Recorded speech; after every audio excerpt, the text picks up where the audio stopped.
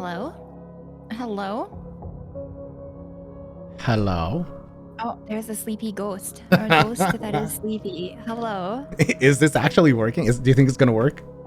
I don't know. Let's see. I gotta find my thing. You got your stream, I got my stream. Man, this is the first time I'm doing a quote-unquote collab with anyone. Yeah, it's gonna be good. It's gonna be I fun. know, I'm excited. And I have my drink. Goodbye? Huh? What is that from? I'm sorry, I was asking what's the question. I don't know. I have a drink too. All right. Wait. Where's my button? We should do a face. Oh, I don't see you now. There you are. All right. There I am. Everybody can see you. Hello. Perfect. There's I wonder how much sleepy. of a delay there is. It shouldn't be. It doesn't look like there's a delay on my side, like because we're on Discord together. Oh, I think. Well, yeah, but I think it's more of a. Okay, let me go ahead and. Ta-da! Testing delay. Hi. Hello. Hello.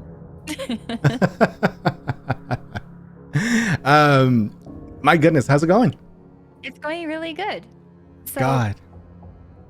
Hey, Burton. Thank you for subscribing. Baby Art, thanks for the resale. Oh, Much appreciated. Oh, my mute isn't working in Discord. Oh, that's going to be a problem. I'll fix that. Sorry about that, Sleepy. That's all right. I don't mind. In fact, I think that's just going to be kind of like one of those things we're going to have to get used to, because if you get them and I get them, it's going to be like, ugh. It's okay. So you said you had a drink. What is it? Okay. So there's this thing in Newfoundland called alky, which is essentially the equivalent of moonshine. I don't know if you ever heard of alky, but here in Newfoundland, it's basically distilled here, and it's kind of like a very rudimentary way to make it. But it's also like 300% alcohol proof. So like a little bit will get you through the roof, and a little bit more, and you won't know what happened for the rest of the night. So I have 2 fingers worth of alky and Coke Zero in my glass, which is like super sophisticated, I know, compared to your glass of wine. Do you buy that at the liquor store, or do you buy that from your neighbor? No, you sneak it out of your neighbor's shed. That's what you do. I'm drinking wine. It's wine time over here on Alyndra's stream. What kind of red is that? It's a Merlot. Oh, that's pretty good. Okay. Yep, I like my Merlots. They're delicious. I can't blame you. Although for me, more of a Pinot Noir kind of guy. But you know what? To each his own. Let me just do a couple of shout outs. So we have Cardboard. Hi, Cardboard. Thank you for coming. Greek, it's nice to see you again, man. I haven't seen you in a long time. And Jagged Whisper 10, thank you for the follow. Much appreciated. Hope you enjoy the stream. And they ask, why did you name yourself Sleepy Ghost? Because I love sleeping and I love spooky stuff. And I think that's enough of a justification. I also thought it was kind of original. I don't think I've ever seen that name before. So I was like, why not? I've had it for like, I want to say like, maybe like 12, 13 years. And I've used that in like email addies and all that stuff. So I thought it was kind of cool. Cry, thank you for the follow as well. Welcome to the stream. Anyway, Ali, are you getting like all kinds of people too? Yeah, there's a bunch of people here. I've got lots of questions planned and prepared for you, and I'm sure the mobs have lots of questions for you. Okay, that's gonna be fun. It'll be time for questions. All right, so why don't we go ahead and do it? Hey, Bear Sarah, welcome, and thank you for coming to help out. Appreciate that. So why don't we do this? Let's go ahead and introduce yourself, and then I'll introduce myself. My name is Alyndra, and hello. I am Canadian. I live on the Canadian prairies, and I found Project Winter. I read a news article about Project Winter a few years ago, and I don't know if I saw it on Reddit or where I saw it, but it was just basically about Canadian-made games, and there was like a little blip in there about Project Winter. And so then I went and looked it up on Steam, and then I looked it up on Twitch, and I watched Mama Whiskey was playing, and I watched her play a couple games, and then like any brand new player to any game, I sniped into her lobby and I played a couple of games with her, and I was hooked. I've been playing Project Winter since 2019, and I really like the game. It's a great way for me to be social with people when I am stuck at home alone. It's a lot of fun, and I feel like I can win, and I feel like I can lose, and it doesn't matter. I have fun either way, so I'm a big fan, and so that's where I'm from. Yeah. And I met Sleepy Ghost playing Project Winter. and right. in the Project Winter Discord. And here is Sleepy Ghost introducing himself now. That was excellent. Okay, so yes. So first of all, I am Mexican living in Canada. I'm a Mexican living in Canada, freezing myself every winter.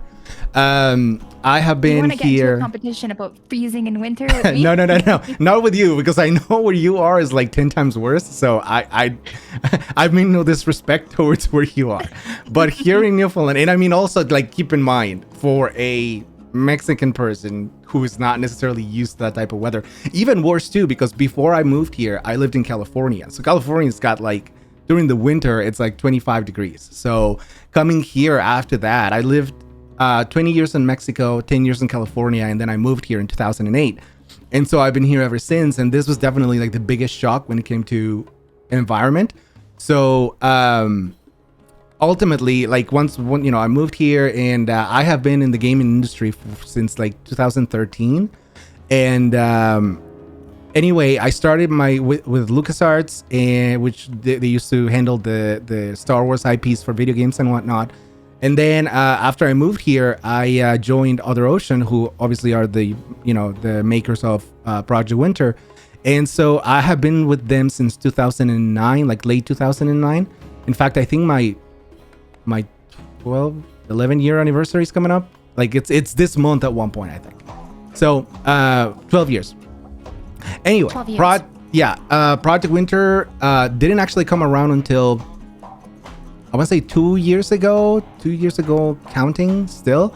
I was lucky enough to be the main producer for it. Now I also had a lot of other people that came in and helped, but throughout all of it, I've actually been the main producer for Project Winter. And once we launched, we had our Discord and everything, and then we started to see all the wonderful people and players come in. It launched on Steam first, so that was kind of an experiment in and of its own, because I had never actually worked on a game that had a far reach with a community like Project Winter has so far. So seeing everyone in the Discord, and that's how I came to meet you, and I came to meet, like I said, Mama Whiskey and Pizza, and like all these wonderful players. I actually started doing. I started streaming. Because I wanted to stream Project Winter. And then after that, it just kind of followed naturally, like everything else that I wanted to do with it. But Project Winter has been always the constant in my streaming career. Even when I don't play it, I'm still working on it and I'm doing things with it. So it's always interesting, and it's like super cool. So obviously it's our baby, and I absolutely love it. So what does it mean to be the development director? Can you tell us what your role is with Project Winter? Sure. So there is... God, every time someone asks, what do you do as a producer? It's like difficult to explain, because you're not just one thing. You're like kind of like a man of many hats. You know what I mean? So with Project Winter, the development director is someone who handles, anywhere from budgets to resource allocations in any given project.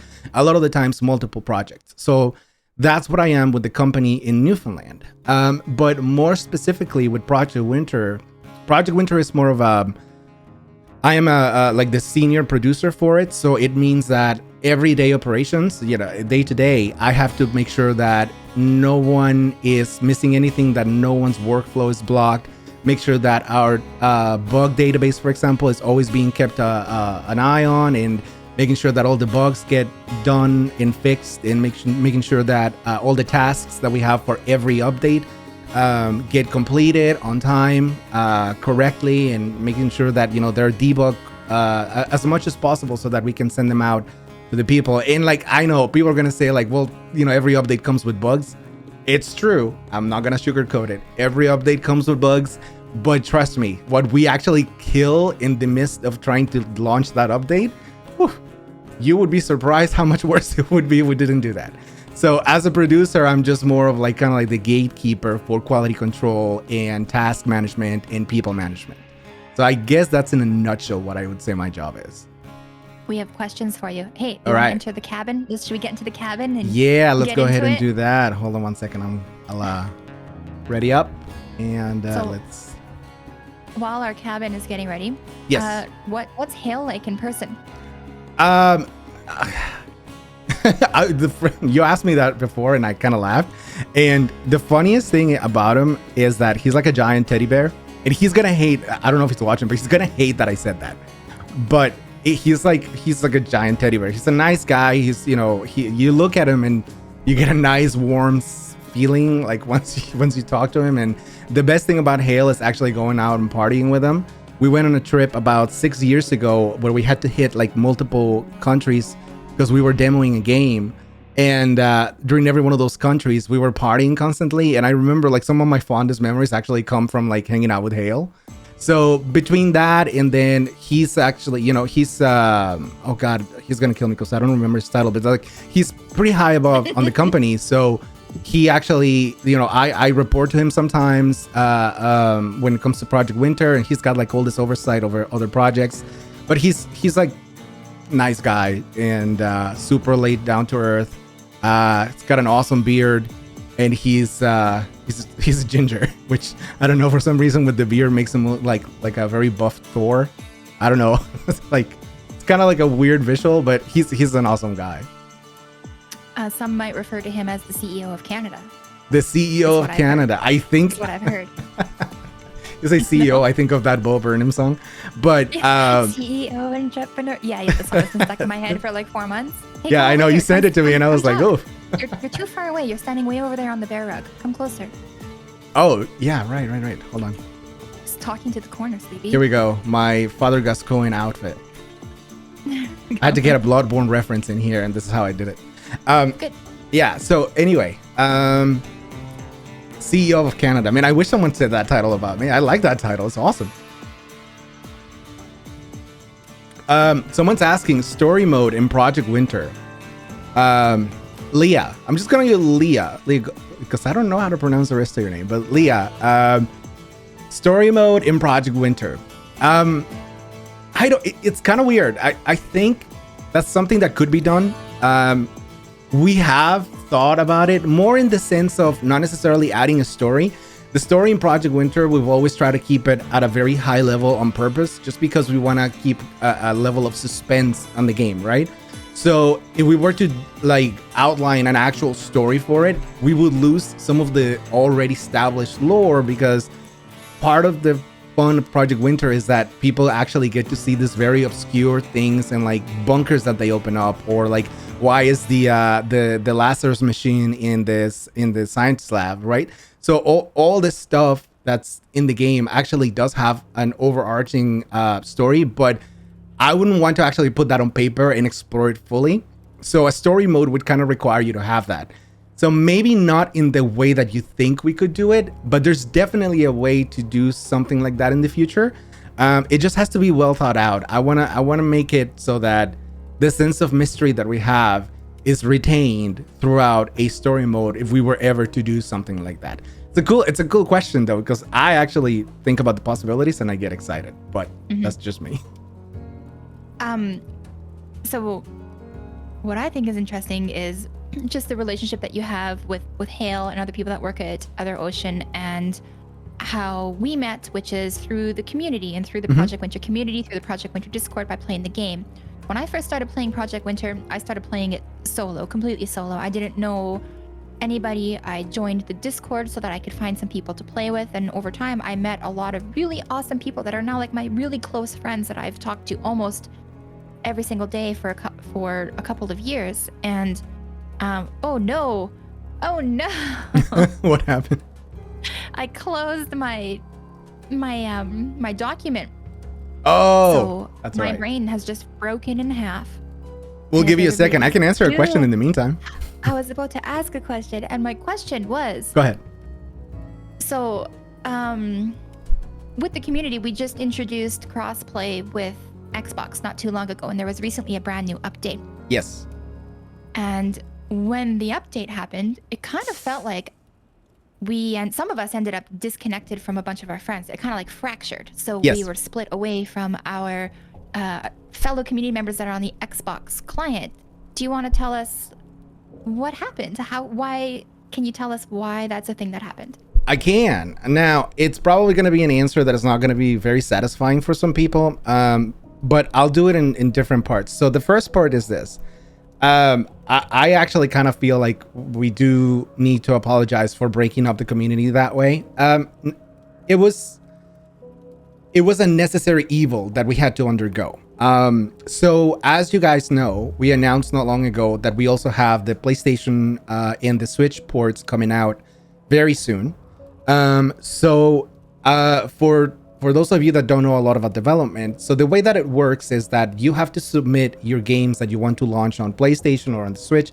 You actually have to submit those games to the publishers. So the PlayStation will take your code and your game, and they'll put it through a series of tests, right? To make sure that the game is compliant with PlayStation standards or Nintendo standards in the Switch case.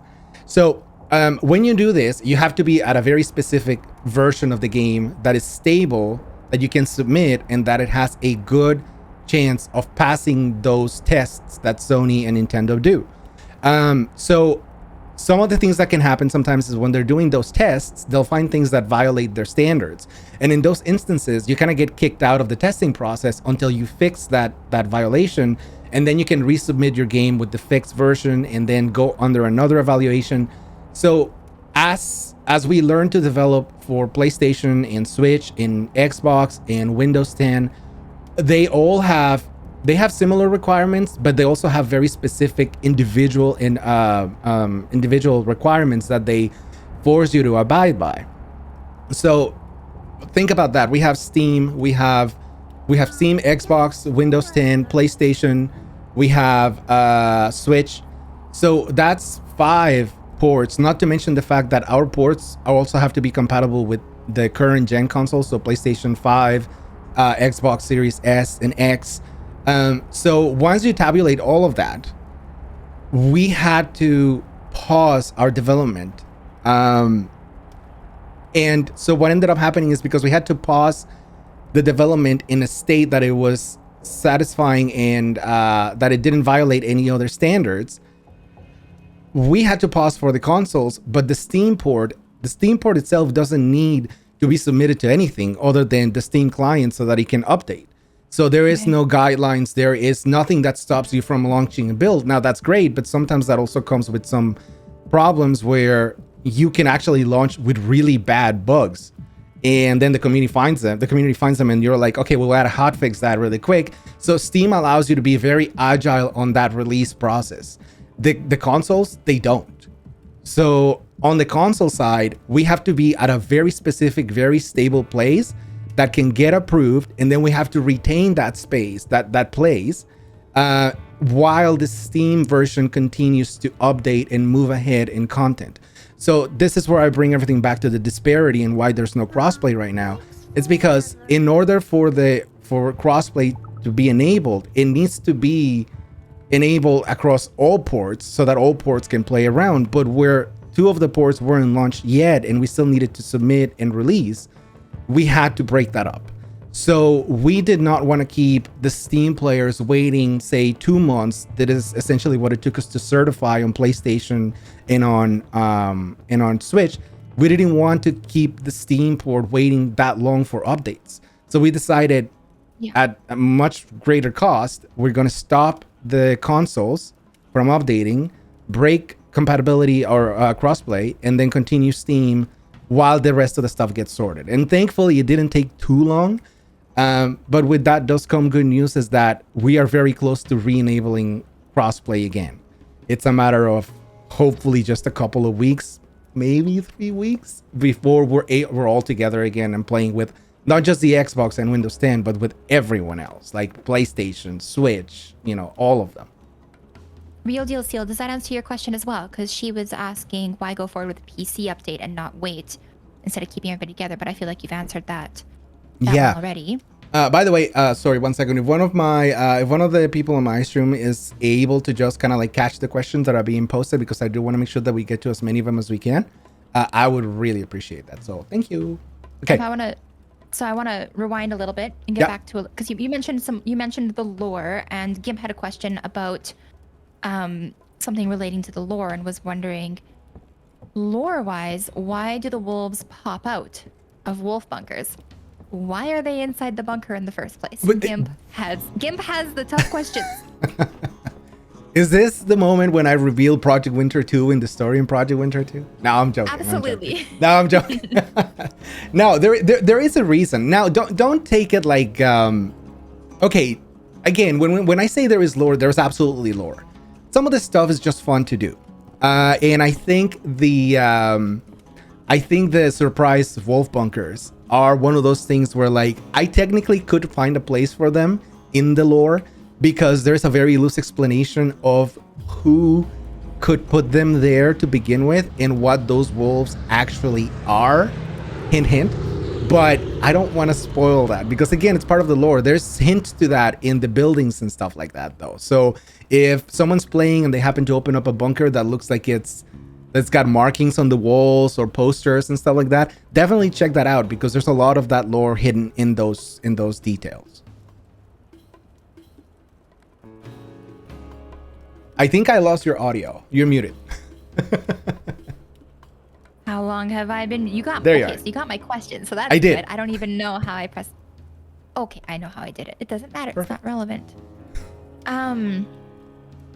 Yuri has a question for you, if you don't mind. Sure. Have Go ahead. players ever discovered a behavior, strategy, or playstyle that wasn't intended by the developers, but was then embraced and encouraged rather than trying to take it out of the game? That I can remember, not really. What we have found is a lot of exploits that the people that the community just found all of a sudden. Some of them are fun, some of them are not. And so I think I don't have a concrete example of that right now, but I do know for a fact that what comes to mind the most is that, yeah, the community has found metas. They have found so a perfect one is when you asked early in the game, there was this meta where you would ask a player to spell survivor backwards, right? Yes. And if they couldn't do it right away, I saw people murdered. putting like sticky notes on their monitors and like having the word there spelled out and stuff like that. So that was one of those things that was pretty interesting. We never actually foresaw that, and I think it is a valid way to play the game. But it became a meta, right? So then people kind of like moved on from that and they didn't want to do that anymore, or it didn't really matter. And then they moved on to the next meta, which was like, there was another one that was like, scroll through your inventory, show me what you got. That's actually still being done. And I think that's pretty funny. It is done a lot. And actually, yeah, Horse Thief is just making a joke about it. Cycle your inventory. I still see that a lot come up in games, and I just refuse. Which is, I typically play with people I know, but when I'm playing with people I don't know and they have me scroll my inventory, I just don't. And if they kill me for it, that's fine, because I feel like I'm teaching them a lesson. But anyway, I mean, technically you are. It's one of the things about Project Winter 2 is like, it's just kind of nice to play with your friends. In fact, I've heard a lot of people say in order to really have fun with Project Winter, you have to be playing with your friends. I personally don't agree, but I do think that there is a very different experience when you play with friends than when you play with strangers. When you play with strangers, it's a little bit more chaotic, while with your friends, you can organize things better, or you can just flat out be a complete douche, and because you know that your friends are not going to care. So there is definitely different play styles that can happen in every situation. I have a really good question from Horse Thief. Okay. Horse Thief says, I'm really curious about what the developer's vision is for how it should feel to play the game. Often we'll have games that end in totally unexpected betrayal or a big firefight. Granted, this depends entirely on the people playing the game, but if the devs get together for a round of Project Winter, what kind of rounds are we going to see? Interesting. Okay, so this actually goes along with one of the questions that we were discussing earlier. Project Winter, at its very core, is a social deception game, meaning that you get together and in your social circle, you gotta be witty and wise enough to be able to deceive your friends, backstab them, and get away with it, right? And still make it a fun thing.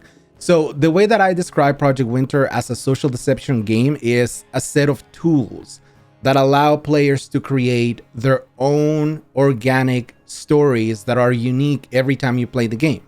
And I think that's a very fair description, because I don't think I've ever heard of people saying, oh, that match was just like the previous one, or it's a very repetitive game. I don't think I've ever heard that. What I have heard is there's always unpredictability in the game, which is excellent. So we as developers, that's the way how we envisioned it. That's how we use those tools that we put in the game. So if someone was to be sneaking into a developer's game, they would see us utilizing those tools to their best deceptive ability. I guess that's the way to say it. And it would be a very, very confusing game, just because we're always trying to sneak things through. We're always trying to lie. And there's actually kind of like an internal meme where I always get killed by the same developers, our art director, Ben. I always get killed by him because he always manages to find a way to make me trust him.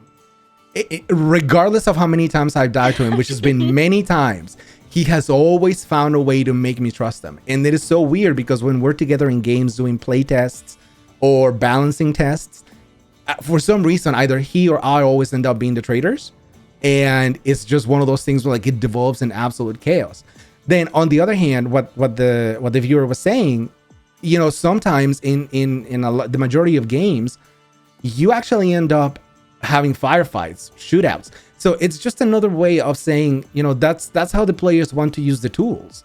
If the tools, you know, if the players want to recreate an action scene, you know, and they want to go ahead and have a shootout between all of them, that's super easy to do that. Just get organized, go ahead, everybody gets a gun, everybody gets gun parts, and go nuts.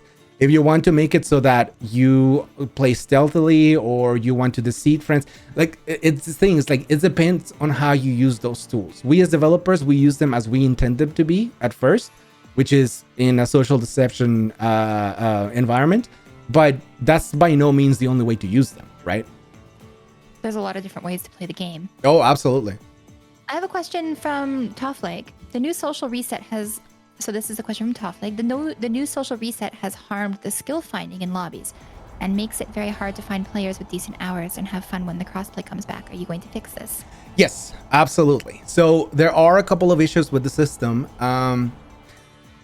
I would like to say one thing in the development team's defense is that the features that we implement, so this particular one, social ranking, it's a very difficult thing to get right because you want to keep a good balance between encouraging the people that are doing good in the game and that are actually being good players, not just in a skillful way, but in an actual, like a player way, like a human being way, right? Like they're being nice to others, they're doing all the stuff, they're enjoyable to play with. But you also want to make sure that you are not incentivizing people being trolls. So we have gone through multiple iterations of that system, the social ranking system. And the latest one is just the next attempt that we've actually done in order to try to, you know, not be too harsh on the community, but at the same time trying to incentivize people to be better, to play better, to be better players towards others, because actually we have had issues with toxicity. You know, some players are very toxic, and I think every game gets that. I have a feeling that we kind of get a little bit more than most games because this is a social deception game that kind of encourages to lie. It encourages to be deceptive. So a lot of people... Bad. It feels bad sometimes. It does, genuinely. Yeah, exactly. So in therein lies the problem, right? So yes, we're gonna try. We're gonna keep doing our best to improve those systems. I'm sorry that they're having issues with it. I really am.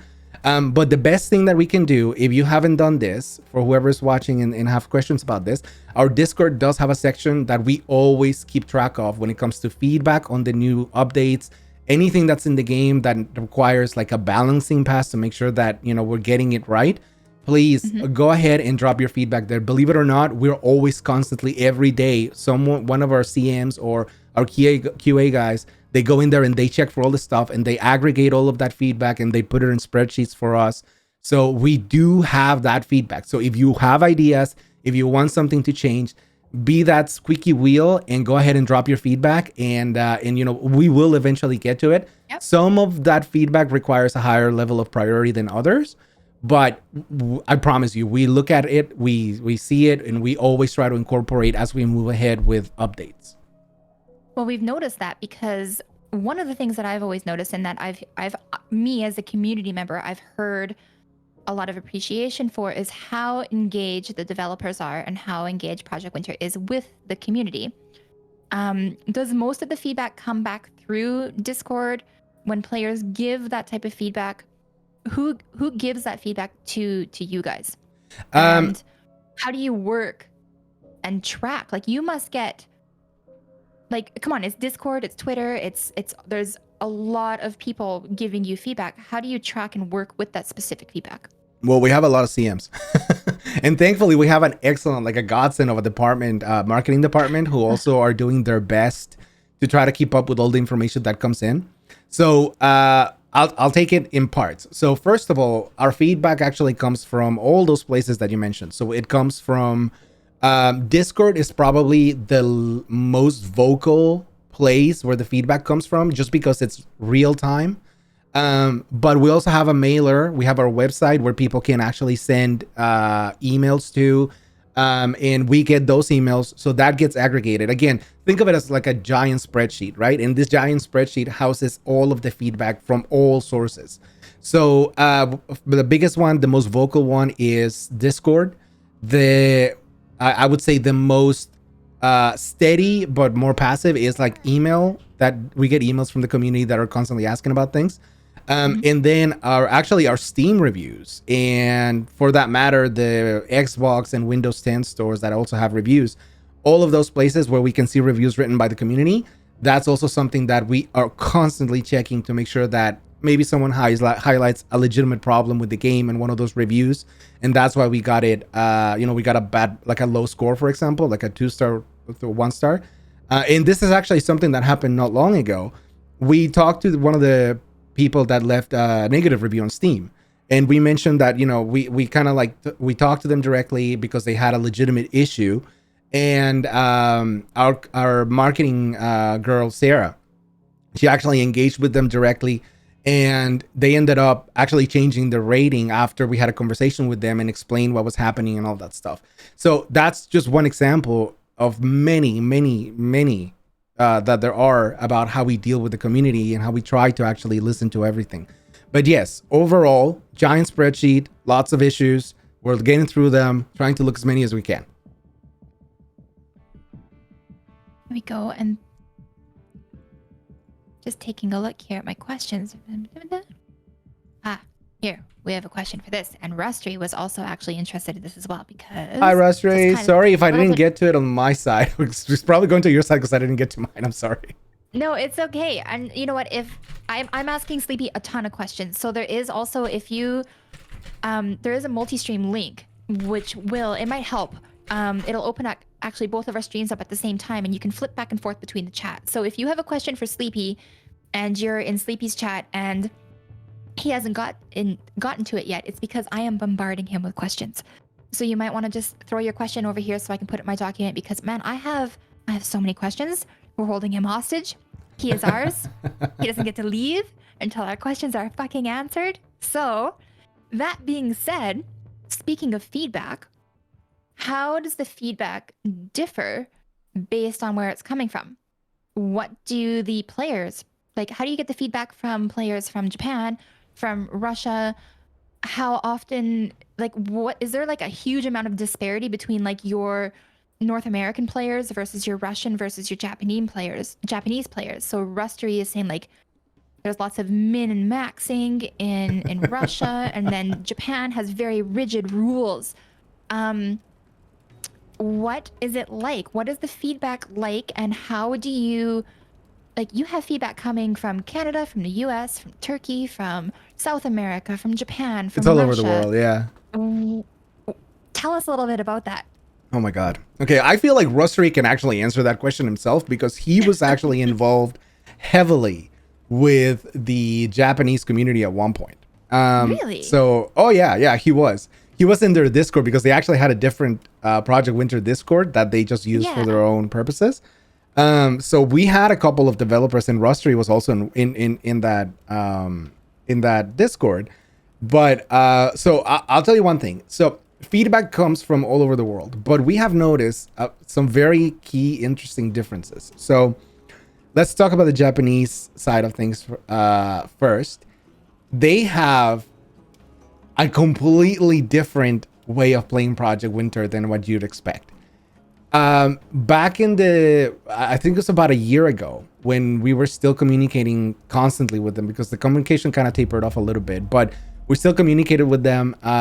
So anyway, about a year ago, I was checking into one of their games, and I noticed, and this is a constant, before they start any game, nobody goes off running like they do typically when they start the game, right? So everybody goes like, oh, I gotta get my tools. So they don't do that. Yeah, no, they don't do that. What they do is they'll stay in the cabin. They'll take almost like roll call for everyone. Everybody has a mic. Okay, good. Everybody can be heard. Good. Next, I think in that game that I watched, they revealed their actual roles, right? Oh, wow. What they do is that they have an extremely organized way of playing. And if you deviate from that organized way of playing, you actually get kicked out of the match because you are there to follow rules. We're going to have to get back into the cabin because we're about to get transported. Oh, okay, yeah. We'll go for a walk. It's okay.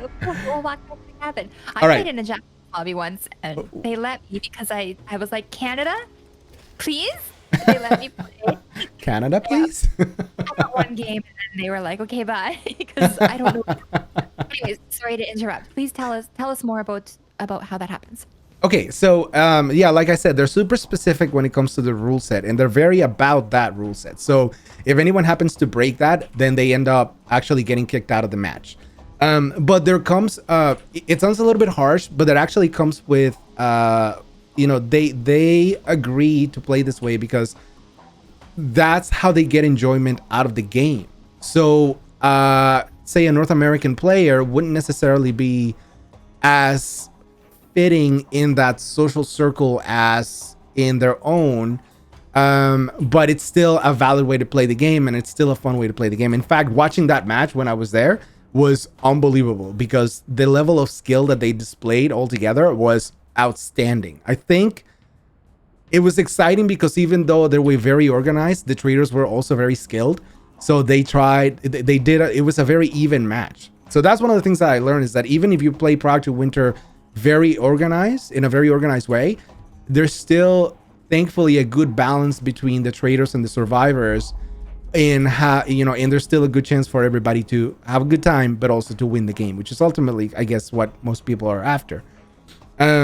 Now take, say, Russian players as an example. Now I have never actually joined a Russian lobby. I'm a little scared of that.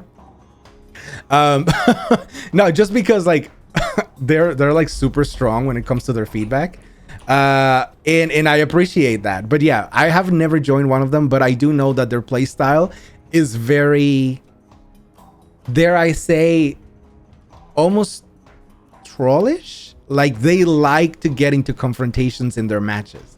They like to get into confrontations with other people, and they like to provoke that situation and make it less about the social deception and more about the firefights. So that's also fun to watch, and it kind of goes along with the question that you asked before. And then you have the North American players, or just, North American and actually South American too are very similar. They just have the standard way of playing the game where, like, again, at the beginning, you just get out of the cabin, go get your tools, everybody spread out, right? There is no organizing, just go ahead and have fun. So yeah, it's all different, but at the same time, it's all fun. That's the one thing that the constant that I've noticed is it's just fun. Wow. Yeah, it's all very different. It sounds very complicated from the standpoint of people who are making the game and making it accessible to everybody, and the amount of people and all the different play styles and things. Yeah. Like that. I have a lot of questions, and the community also has a lot of questions because they know we have you here. And Cry is wondering, around every players that people play with, it seems when we play with random lobbies, traders now seem overpowered, while when playing with friends in planned lobbies, survivors seem overpowered. How do you guys approach this type of game balance with all of these things to consider? Well, remember, that's kind of what I was saying before. We give people the tools that we think they need in order to create their own experiences, right? So balancing something like that is not easy, and I think our designer will agree. But we try our best to make sure that not one role is under or overpowered. So it's a little bit of a difficult question to answer, because the way that the game plays right now with the balancing changes that we did from the last update, that's how we intended it to be.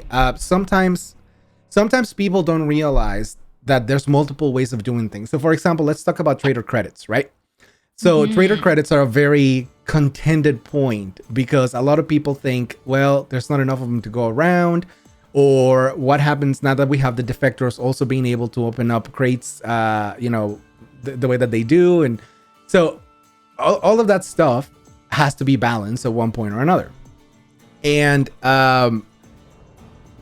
we may not get it right away, but through iteration and through feedback, we kind of fix things and we make it more towards what the community wants.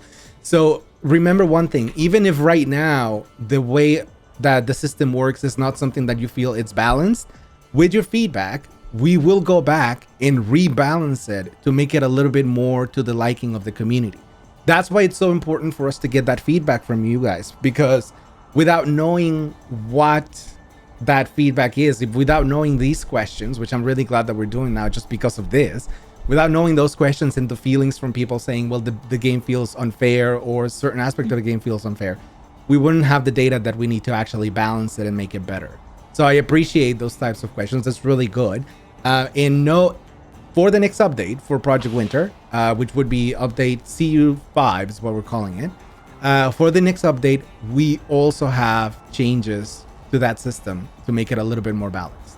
So we have heard that feedback as well, and those changes are coming, and they will be addressed in one form or another, and hopefully the community will be happier about it.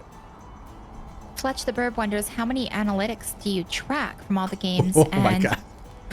Okay. Actually, I had a question about that as well. That's in my list of trying to understand. Where is that? That's probably further down. Fletch the Burb. We might come back to that, because I actually have a question that is related to that a little bit later on in my list of giant things to do. We died. Right.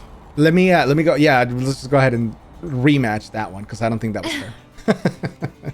We died. MVP! It's me! How? I opened a trader crate. How is that possible? You did? I did. I visited the most yellow flags. Good job, me. All right. How about, I have a question. Well, I have a few questions from my side. Okay, go for it. So I will pick, just because, I'll pick the best ones. Not the best ones. I'll just pick the ones that I actually have visibility on. So, but this was back when we were talking about story mode. What if you did a team-based mission that could add to the lore? Absolutely. Now, adding the system itself of doing the story mode is a very, very large task that would take probably a couple of updates, if not longer, to fine-tune, create, and put in place. But this is a good point. Like, we could potentially do something that's similar to that, or in that setting, if we build a system from the ground up to accommodate those kinds of missions, for example. So that would be something that we could do, Greek, absolutely. And it's just a matter of planning, I think, and seeing if there's enough, enough support for that feature from the community. Mm-hmm.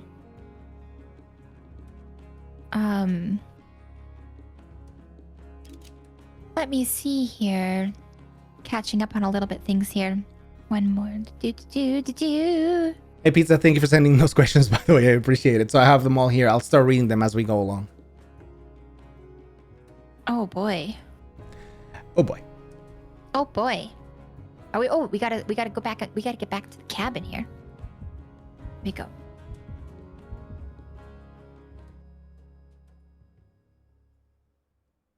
Cool Froggy 6 wonders, how do the devs feel about Wolf Trader and how some players find it better, win rate related, to throw out social deception in exchange for large amounts of health in order to win via PvP opposed to deception? Thanks. I'm standing by the campfire, by the cabin. Right here. Come on, go. Let me get over here. Okay, here we go. Actually, let's stay right in front of the camera and face each other like we're talking to each other. Come on down. Okay, sounds good. Here we go.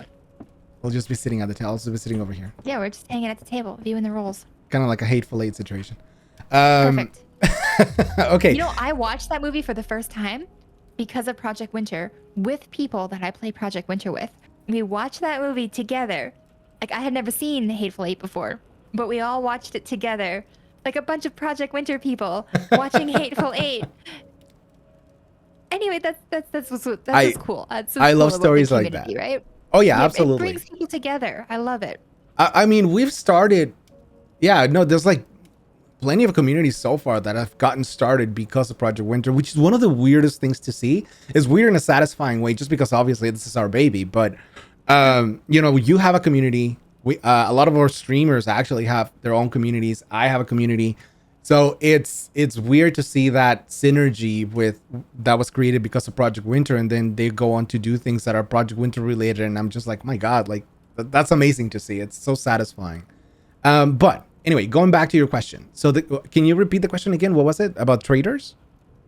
So Cool Froggy 6 is wondering, how do the developers feel about Wolf Trader and how some players find it better win rate related to throw out social deception in exchange for large amounts of health in order to win via PvP opposed to deception. So basically playing Project Winter as a PvP game versus a social deception game. How do you guys feel like that as it pertains to your vision of the game?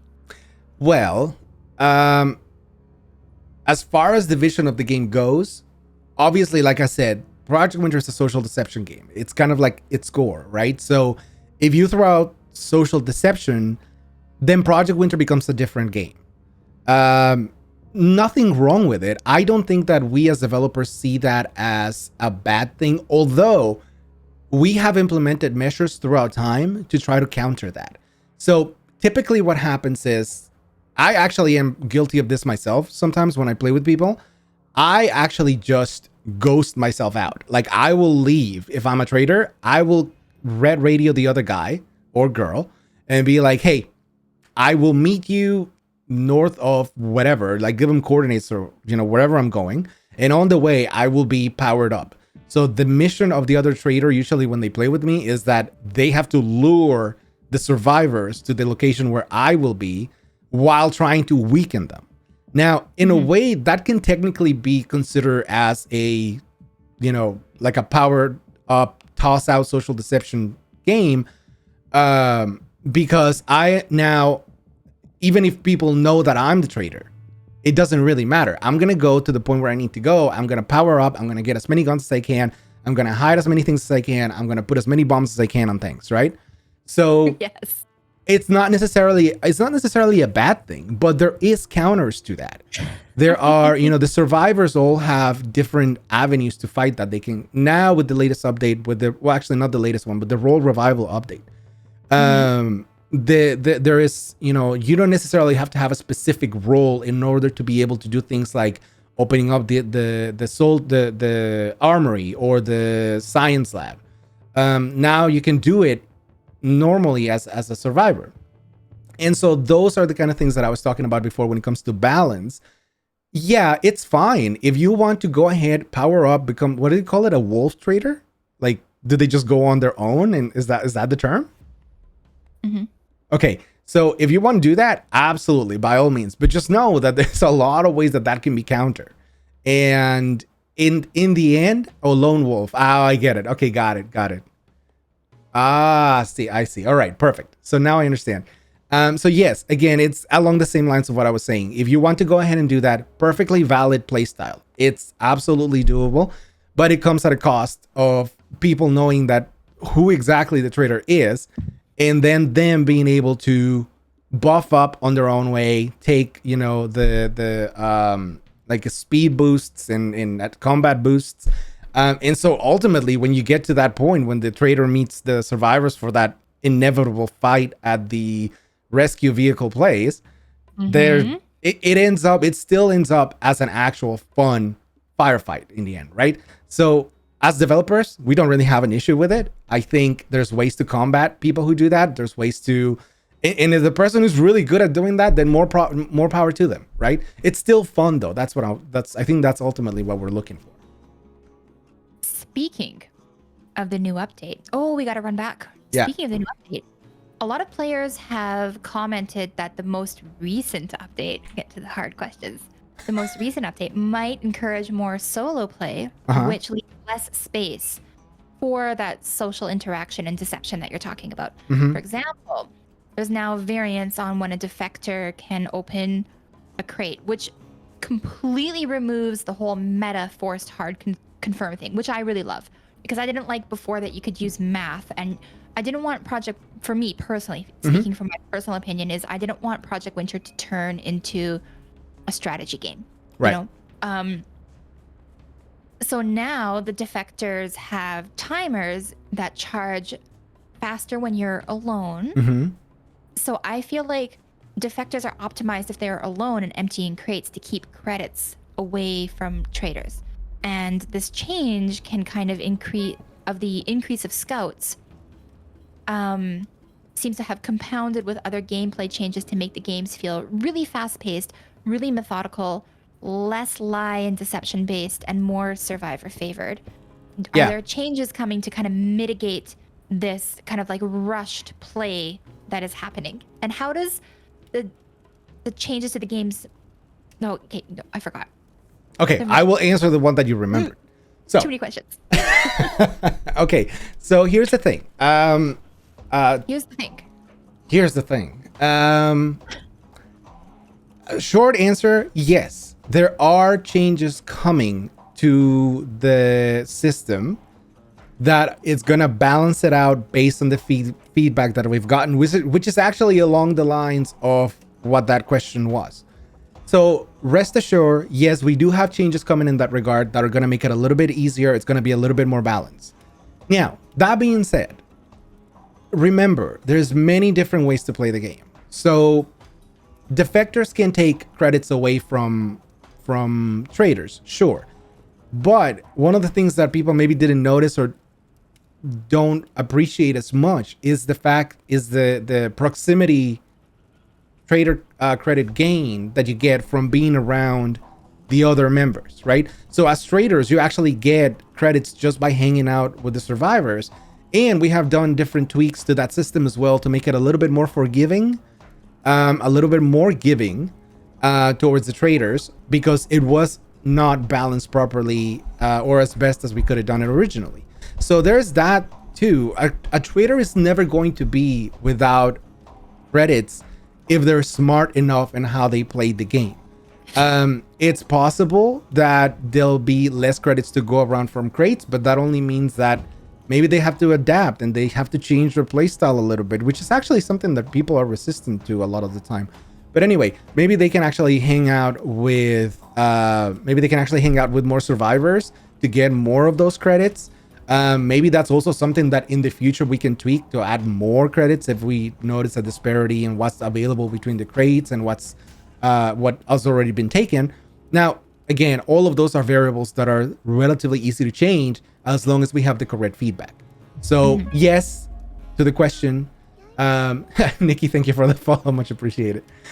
Yes to the question that this person was asking. Yes, there are changes coming, but keep in mind, it's not all gloom and doom when it comes to those changes, just because there are other ways in which people can play the game. So just remember that.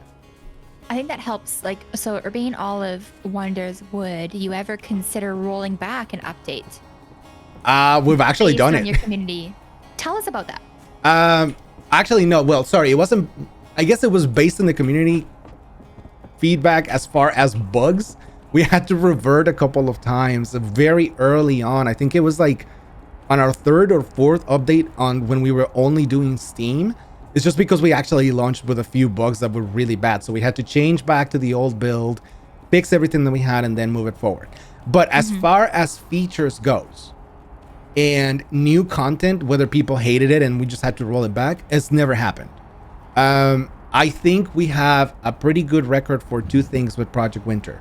We have a good record about updating the game. We have been doing it for 2 years, and it has been a very consistent process. Once we actually introduced the consoles, it takes us a little bit longer to actually push updates, but not a lot. And we also have features in the game in every update that seem to be pleasing to the community. So no, we've never had anything that made us go, ah, shit, we should probably go back and put what we had before and forget about this. Never had that before. I have a question Uh-huh. from somebody, but I missed. That sounds mysterious. Here's the thing. I'm not sure exactly who it's from because when I copied and pasted it from Twitch chat into my document so that I can keep track of everything, I didn't get their name. So I'm sorry to the person who asked this question. But somebody did ask, sometimes the community managers post a survey for people to fill out about how they like certain features. Mm-hmm. How helpful are those? What are you getting from those documents? Oh my God. I am so glad they asked that. That is such a good question. I'm sorry to the person who asked it, whose name I do not have, because it is a great fucking question. Yeah. Jagged, I will answer yours after this one. But yeah, so we have a beta channel, right? And one of the things that the most invaluable thing that we can get, again, is community feedback. So from those betas that we launch, they're closed betas, but if people want to sign up, they can, communicate with one of the CMs and then do it. Yeah. Absolutely. Do it. Yeah. Guys. Go. But Get in the beta. but the caveat to this is that we are very, very adamant that if you're participating in a beta, we need to hear. Well, yeah, secrecy is first. Second is you must be willing to provide us that feedback at the time when it's needed. So yes, by the way, the betas are Steam only for now. Hopefully in the future we'll be able to figure out how to do it on other consoles, but for now it's Steam only. But if you have any questions about betas, go to the Discord, ask one of the CMs. They will be able to guide you and onto rolling into the beta program. But again, remember, secrecy is must because we like to keep the surprises fresh for the community. And your feedback is the most important thing. I mean, there is a reason why we're launching a beta, is because we want to hear from the community. So the surveys that the design team and the marketing team send out when we do that are the sole reason why we have that beta happening. So they are absolutely important. And the metrics that come out of those surveys is essentially what shapes every single update that there's a beta before it launches. The feedback that comes from those betas, I don't know if you've noticed, but they actually the betas happen relatively close to the launch of the update itself. And the reason for that is because we use it as a final feedback gathering session so that we can fine tune what we're launching and make sure that it's nice and good and it comes out with something that's going to please the community, right? The values of it. So yeah, absolutely. We take a look at those. We gather that feedback. We put it in place. In fact, again, it's probably one of the higher priority feedback sessions that we take a look at before we go launch an update. So join the betas, Steam only, ask one of the CMs. They'll guide you through it. Participate in the feedback sessions, please. See, I think that's really cool because I've been playing a lot of games for a lot of my years of life, and I have not played a game like this, like Project Winter, where there is such close contact. I'm a regular person, you guys, and we're doing a thing, and we're talking to one of the developers of the video game that we all love and we like to play. And Sleepy is here right now answering our questions. What I think is cool is that doesn't seem to typically happen a whole lot in games, and I'm just saying, I think that's pretty fucking cool. I mean, Project Winter is the community. That's the bottom line. So the fact that if we're going to do our best to always stay in touch, to always listen to the community, to always do what's best for the community, because doing that is what's best for Project Winter. So we appreciate you guys more than you can probably imagine. Even if we're sometimes quiet on the Discord, that does not mean we're not listening. We are always checking, always listening. Yuri wants to know something. All right, hold on. Let me answer one of my questions and then we'll go on to that one. Got it. So Jagged Whisper asked, will there be a battle pass or more stuff to grind for in the game? Like, will there be more progression? Before yes. you answer that, Rustry is in the same boat. He's wondering if there's going to be a system for progression for cosmetics and things like that. Okay, so I will give you cosmetics and things. I will say that yes to those questions. There will be more progression trees that people can go and work towards. the system itself is actually going under a revamp, just because it was originally built on what felt like a house of cards, because a lot of the functionality on the progression trees are server based. Reopening old progression trees, for example, is very difficult to do without killing progression for other progression trees. So we were finding ourselves every time we launched an update and we added a progression tree and we wanted to reopen up, let's say Easter, for example. So we would reopen, we will create a new Easter event, right? And send it out. And then people will be like, I want Easter from last year. And we were like, okay, go ahead and turn on Easter from last year. Why not? And then all of a sudden we found that people were losing items because we did that. Like items that they had already unlocked were like vanished. And I feel like I would get mad because I'm a little bit elitist. And if I wasn't there to get those up, I don't think I should. I don't think I deserve it. I want Jeff because there's also that. Right? There's also that. So we have the people who are very like, give us everything. And then we have the people who are very like, don't you dare turn that on again, because I grinded for those and I don't want to see anybody else with them. I worked hard for that. It was Christmas. Fuck everybody. I had to play like 1,000 games to get that. Oh my God. Yeah. So absolutely. But anyway, so the whole progression system is going on an overhaul. And so hopefully by the time that we go to release the new progression system with a new progression tree and more items, then it won't be as difficult for us to say, hey, let's go ahead and make Ali mad and reopen Halloween event 1, 2, and 3 from the last, few years. Absolutely. Once we actually get that done, it'll be a lot easier for us to do it without the fear of actually getting people to lose their items that they already unlocked or some other unknown random bug that has happened before. So yes to more items. We will send more out. Absolutely. And yes to more progression as well.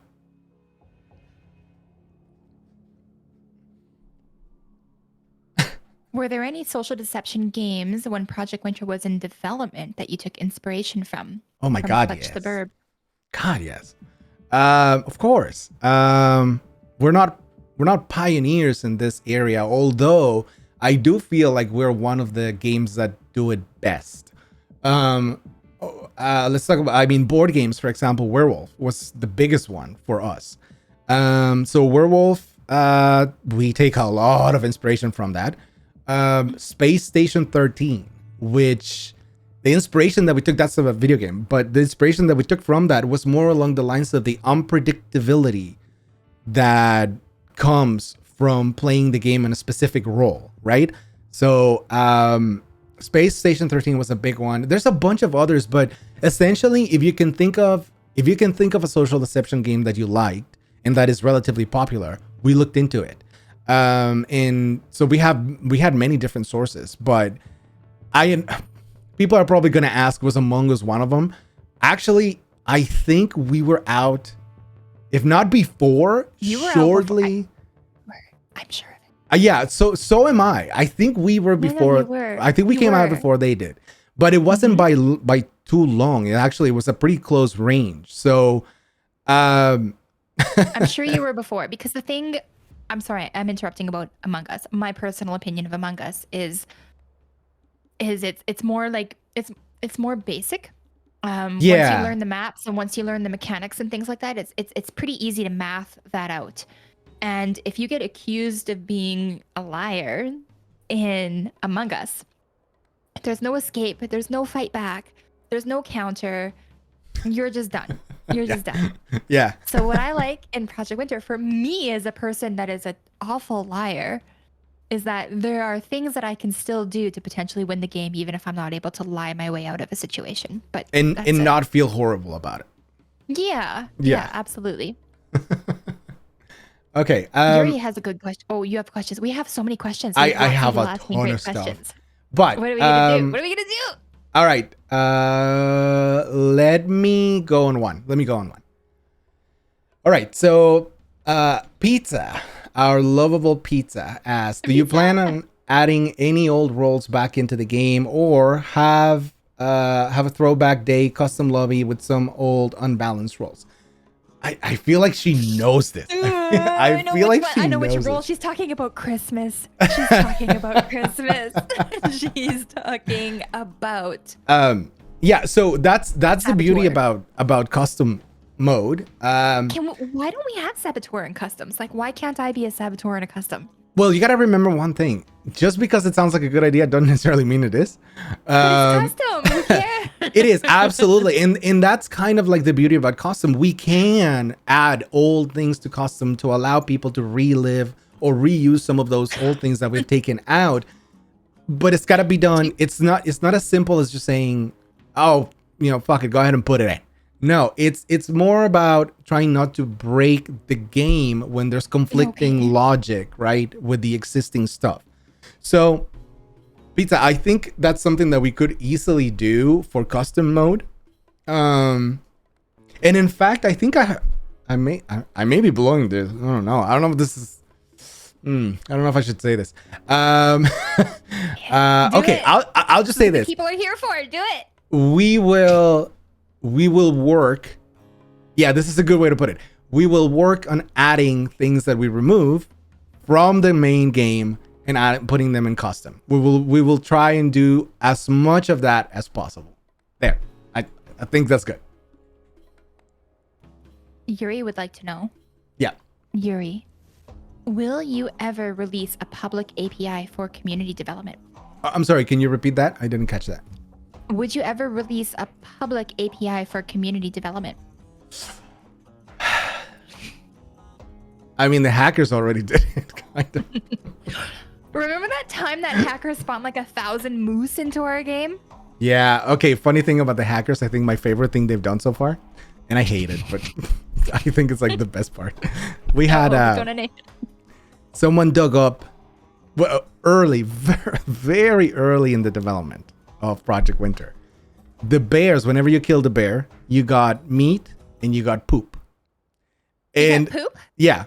There was no use for the poop other than it literally existed so that you could say you were throwing bear shit at other players because you could pick it up and it had no use in the game other than to be thrown at other people, right? Like, and I mean, we have actual GIFs of people doing that, just throwing bear shit at other players in the development sessions. So anyway, so someone found the poop and they started spawning it in game, and I was like, you know that TikTok meme that it's like, it's a good joke. It's a great one, a good even. Joke. But please stop.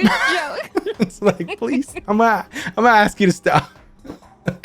So anyway, yeah, I completely deviated from what you were saying, but APIs. There is no plans for that right now, in the sense that if we were to do something like that, I would actually rather see what the development team thinks about opening up Steam Workshop instead, to allow people to build things like custom maps or put their own values into the game that they can develop. So maybe that's one avenue that I would actually see. But any other way, it's probably a little too complicated, just because we do have, the way that our servers work, in-game configurations and all of that. It's just not as viable to do it that way. But something, again, like Steam Workshop, maybe that's an avenue that we could pursue. Yoshiman222, speaking of custom things and changing the game and custom APIs, a lot of people love Blackout. Yes, they really do. Thankfully. And they want to know, when are they going to be able to have custom options in Blackout?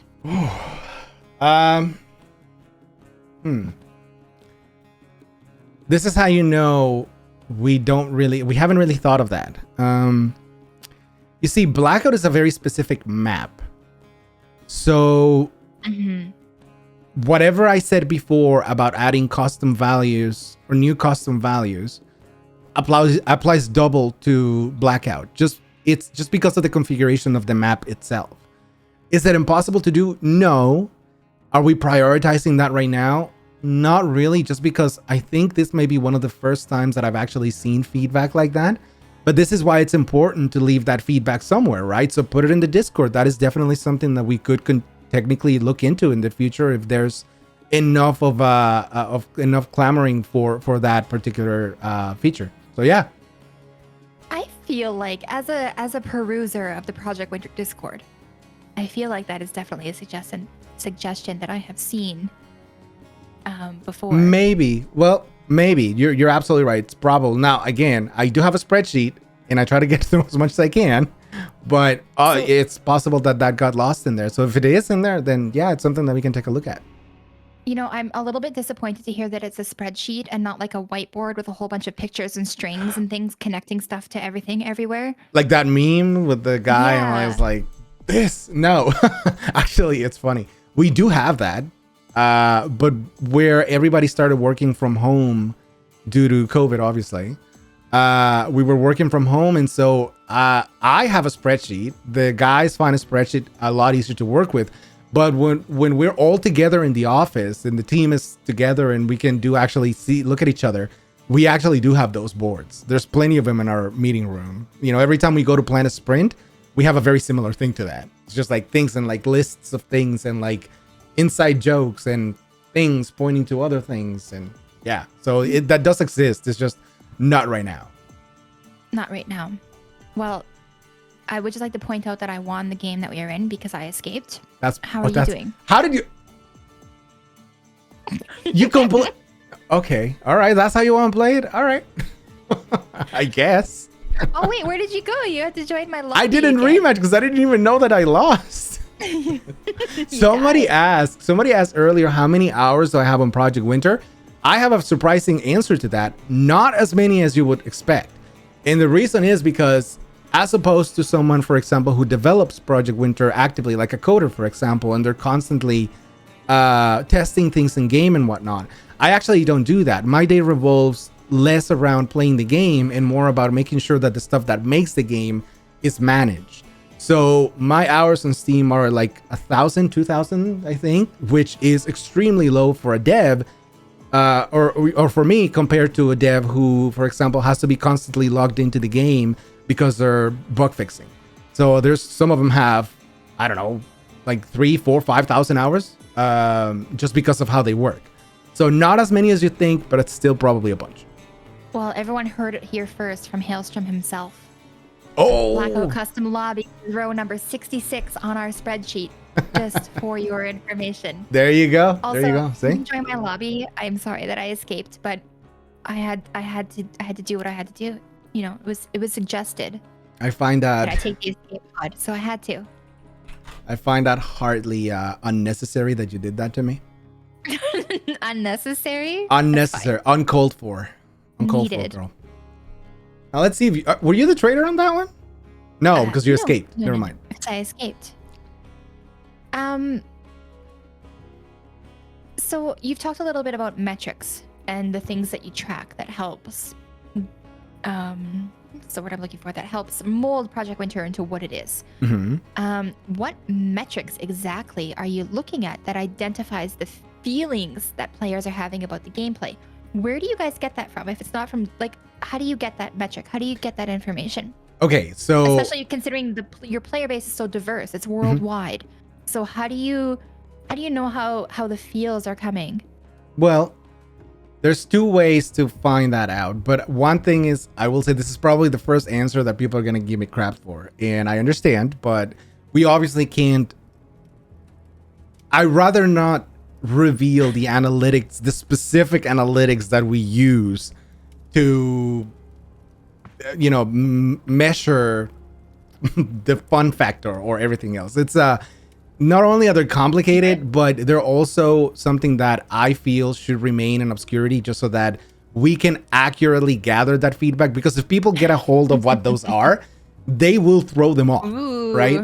So I want that pure, honest, non-biased feedback from the community all the time. So I will not reveal the metrics. However, I will say, how do we get a feeling for how the community feels about the game, how to tweak it?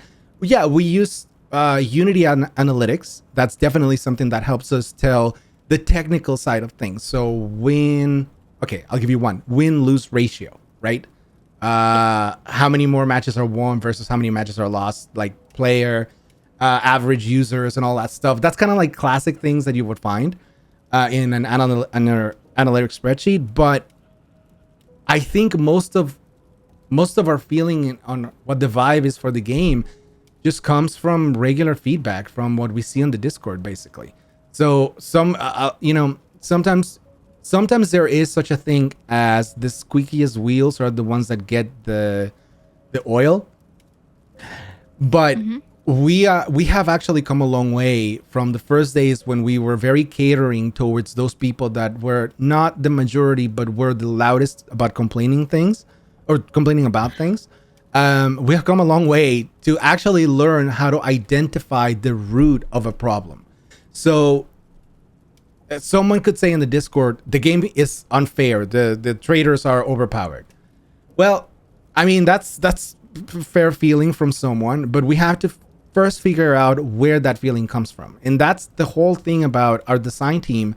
Their philosophy is identify the problem so that we can provide a proper solution. Because even when someone's saying the traders are unbalanced, there has to be a reason why they're saying that, right? And so we have to dig deeper and try to find that information of what is causing that feeling in and of its own. And once we get to the root of the problem, sometimes, and actually a lot of times, we realize not really a problem at all. Things are okay the way that they are. We just need to engage and show different ways of doing things, which goes back to the other answers that I was giving. There's many ways to do things in the game. When someone complains about something feeling unbalanced, I first like to ask, where does that feeling come from? And once we actually identify that, then give validity to the feedback. You know what I mean? So it sounds a little bit backwards, but that's actually the best process that we can follow in order to keep the game as balanced as we can. I have a couple of questions that I'd like to get to as well. Let me just ask. This is great. There's a lot of because I still have a huge list of my own questions yet. And Yeah, we're getting tons of great questions from the community. So I have gotten through a few, which I'm honestly surprised. Remember what you said before we started? It's like, what if no one comes? I'm like, well, it'll just be a conversation between you and me, and then we ended up with all this stuff. yeah, we were like, what if nobody comes, guys? We were like, what if nobody has any questions? What if it's just us drinking wine and talking shit? Yeah, exactly. But Well, hey, it's and it perfect. still would have been a hell of a lot of fun. I'm just saying. Pizza says, I am unbalanced. How have I not been removed from the game? Hey, we can make it happen. Trust me. You don't want to push that. You don't want to push that button. Okay, so I use asparagus daiquiri. That's actually a good name. I like it. Do you agree the game has become more about brute force PvP fighting and less about carefully planning, sabotage, lying, and social deception? No, I don't agree with that. And actually, we kind of already answered that question before, but I'll tell you again why I don't agree with it. It's because there is not one way to play Project Winter. Even in the instances where you find players that are constantly focusing on PvP, there's a way to counter that. There's a way to bring your team together in order to fight specific people. It's all about the tools that are in the game already and how people or players choose to use those tools. Now, within that, I will say there's always room for improvement. So, Daiquiri, if you have feedback that you want to drop on our Discord or, by all means, please go ahead and put that in there. But I will say we kind of need to have like concrete evidence of what your thoughts are in order to be able to act on them. So thank you also for the follow. I appreciate that. But yeah, absolutely. There's players who play like that. And I think that's a valid way to play, but there's ways to counter that. So maybe a little bit more organization with your team is required. That's fine. Maybe if someone's actually trying to fight you and they want to do it less about that kind of, less about social deception and more about fighting, maybe rank them at the end of the game. If that's not something that you enjoyed, make it known, rank them and at the end, give them a social ranking that you agree with. But ultimately, I think there's enough tools in the game that allow you to counter those kind of players. So yeah, again, if you want to just drop more feedback on it, just give us concrete thoughts and we'll look into them for sure. High IQ intellectual laughs in Deathball. That's what he says. I laugh in Deathball. So Yeats Prime is wondering, are there plans for adding difficulty controls to more aspects of the game? Which kind of ties into a question from Real Teal Seal. Ooh, I found the objective. I'm sorry. Is there going to be potentially like a hard mode, like different levels of gameplay are there going to be? Maybe some difficulty controls, like Hmm. making outside of custom games. Like, is there ever going to be like a Project Winter hard mode? Outside of custom games, maybe not as big of a priority for us to actually add. Reason for that being that we already kind of have that. That's what we would consider to be custom game, right? So when you look at, my God, I'm gonna get killed by my own creations. Get out of here, Wolf.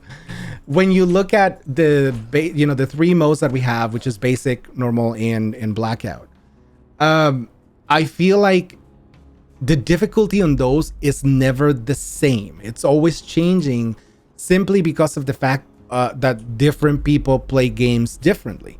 So how do you even quantify what a hard difficulty in Project Winter is? Is it more health for the animals, for example? Sure, you can already do that in custom. Do we want to add that to a very specific game mode? If people can already do that and do it to their liking and they can tweak settings to best fit their playstyle, I don't know that we actually need that. But that being said, later down the road, if there's a good way to do it, in which if we can do something engaging that would be considered some like a hard mode, yeah, absolutely. There's always room for that kind of stuff. But again, there has to be a justification for it. And right now, I honestly feel like what we have kind of satisfies that need in custom. Are you stealing the gondola from me? Oh, you went on the gondola? I thought we were No, back to I am at the cabin. bottom of the gondola. I'm trying to call it so that I can get back to the cabin and not freeze to death. I'm with the snow people. I am with my people. Hey, speaking of the snow people, how did the Yes. snow people end up in the game permanently? People like them. We added them as a joke. So typically, what we try to do on big holidays, like say Halloween or Christmas, right? We try to add what we call just map decorations, like quirky things that we can add to the cabin that are easy to do, but that give the game a different feel, right? So I think the snowman actually came about on a Christmas update, if I recall correctly. And people ended up liking them so much. I think we took him out at one point and then we had to put him back in because people were asking for them. Same thing as the toaster meme and all of that stuff. They just became such huge memes with the community that we were like, if they like it that much, sure, let's put it back in. The only thing I will not add back, and Pizza, do not ask for this ever again. I will not bring back the hole. The hole is gone. The hole is going to stay gone. The hole will not be making a comeback because the hole is not a thing. The hole is non-existent. We used to pray to the hole. No, and I used to wish that you guys would stop, so we took it out of the game. I think, actually, I think there's one hole left somewhere in one tile, maybe. But if no one's found it, then never mind. No. Stop praying to the hole. It's not The fun. sacrifices that we would make and like the offerings. Oh my god, that's silly. Bring back the hole. Oh, okay. I got a really good question, and we kind of touched on this already, but I would like to actually bring it back again. So 0Z30, I think, asks, do you understand the concept of splitting the player base in terms of matchmaking? I am quite worried with both Blackout and the cross-platform split, which I believe is hurting the game. I understand the later is an exception. Another examples are awful custom lobbies. Yes. Do I understand the concept of splitting the player base? Absolutely. Is it hurting us right now? Absolutely. And the answer to that is exactly why we're trying to bring it back online as quickly as we can. So at the beginning of the stream, I actually gave an answer to this. We had to split it because releasing simultaneous ports while continuing to push updates is a very difficult thing to do. It's actually almost impossible because for our console ports, for example, which is what got split from the Steam port, our console ports have to be submitted to the publishers, which the Steam build does not need to have. Like, we don't need to submit Steam to anyone other than the client so that people can update immediately. It's not the same case for the consoles. And so on the consoles, we have to worry a lot about timelines. It is a big, it was a big decision, was not made lightly. I can guarantee you that. And I understand it was one of the biggest things that we have heard back on about like how negative it is. And we agree. So first, I'm sorry. You're absolutely right. But we are definitely working on bringing that back up. And I am hoping that within a couple of weeks, a few weeks at the most, we will have not only the Xbox players and the Win 10 players back, we will also have PlayStation and we will have Switch. So that number of people that you guys were playing with before is going to exponentially increase. So just hang tight with us for a little while longer, please. I appreciate the fact that this was not the best thing to do, splitting the player base. It was absolutely necessary for us to do it in order to get even more players in. So just think of that. And again, we will repair that situation as soon as possible. Okay, I'm gonna go ahead and let you have a question. Oh, there's so many questions. I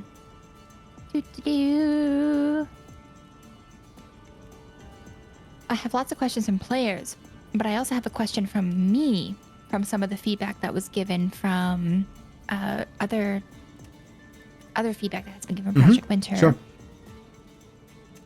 So we would like to know a little bit about the pricing system. So with 2 defectors, potentially 3 traders running around, credits for sabotage can be somewhat hard to find every once in a while. Can you help us understand the decision to implement the pricing system into Project Winters? Why do berries cost credits? Are there changes to the pricing coming? Because a lot of the feedback that I have heard personally from my fellow Project Winter players is that the pricing system can feel somewhat punishing. Can you help us understand a little bit about the decision to put that into the game so we can understand and then maybe not be so angry about it? Yeah. How about I'll skip all the explanation to the point that you really want to hear about, and that's the fact that yes, we are reverting some of that stuff just because people hate it, and absolutely that's what this is all about. We hear about it, you guys you complain loud and clear, we understand that, and we agree. So some of those changes are being reverted and they will be changed back to a better system on the next update. So that's, I think, what everybody wanted to hear. But an actual reasoning behind it is iteration. It's always about iteration for us. We try new things. We try to do the best we think we're doing with the balancing of trader credits and roles and all that stuff. We're trying to reach a good balance in those things. Do we always reach it? I'd say like 75 to 25%, yes. But it's good to hear from you guys. If you didn't like it, okay, well, let's confirm now. We're gonna go ahead and do something about it.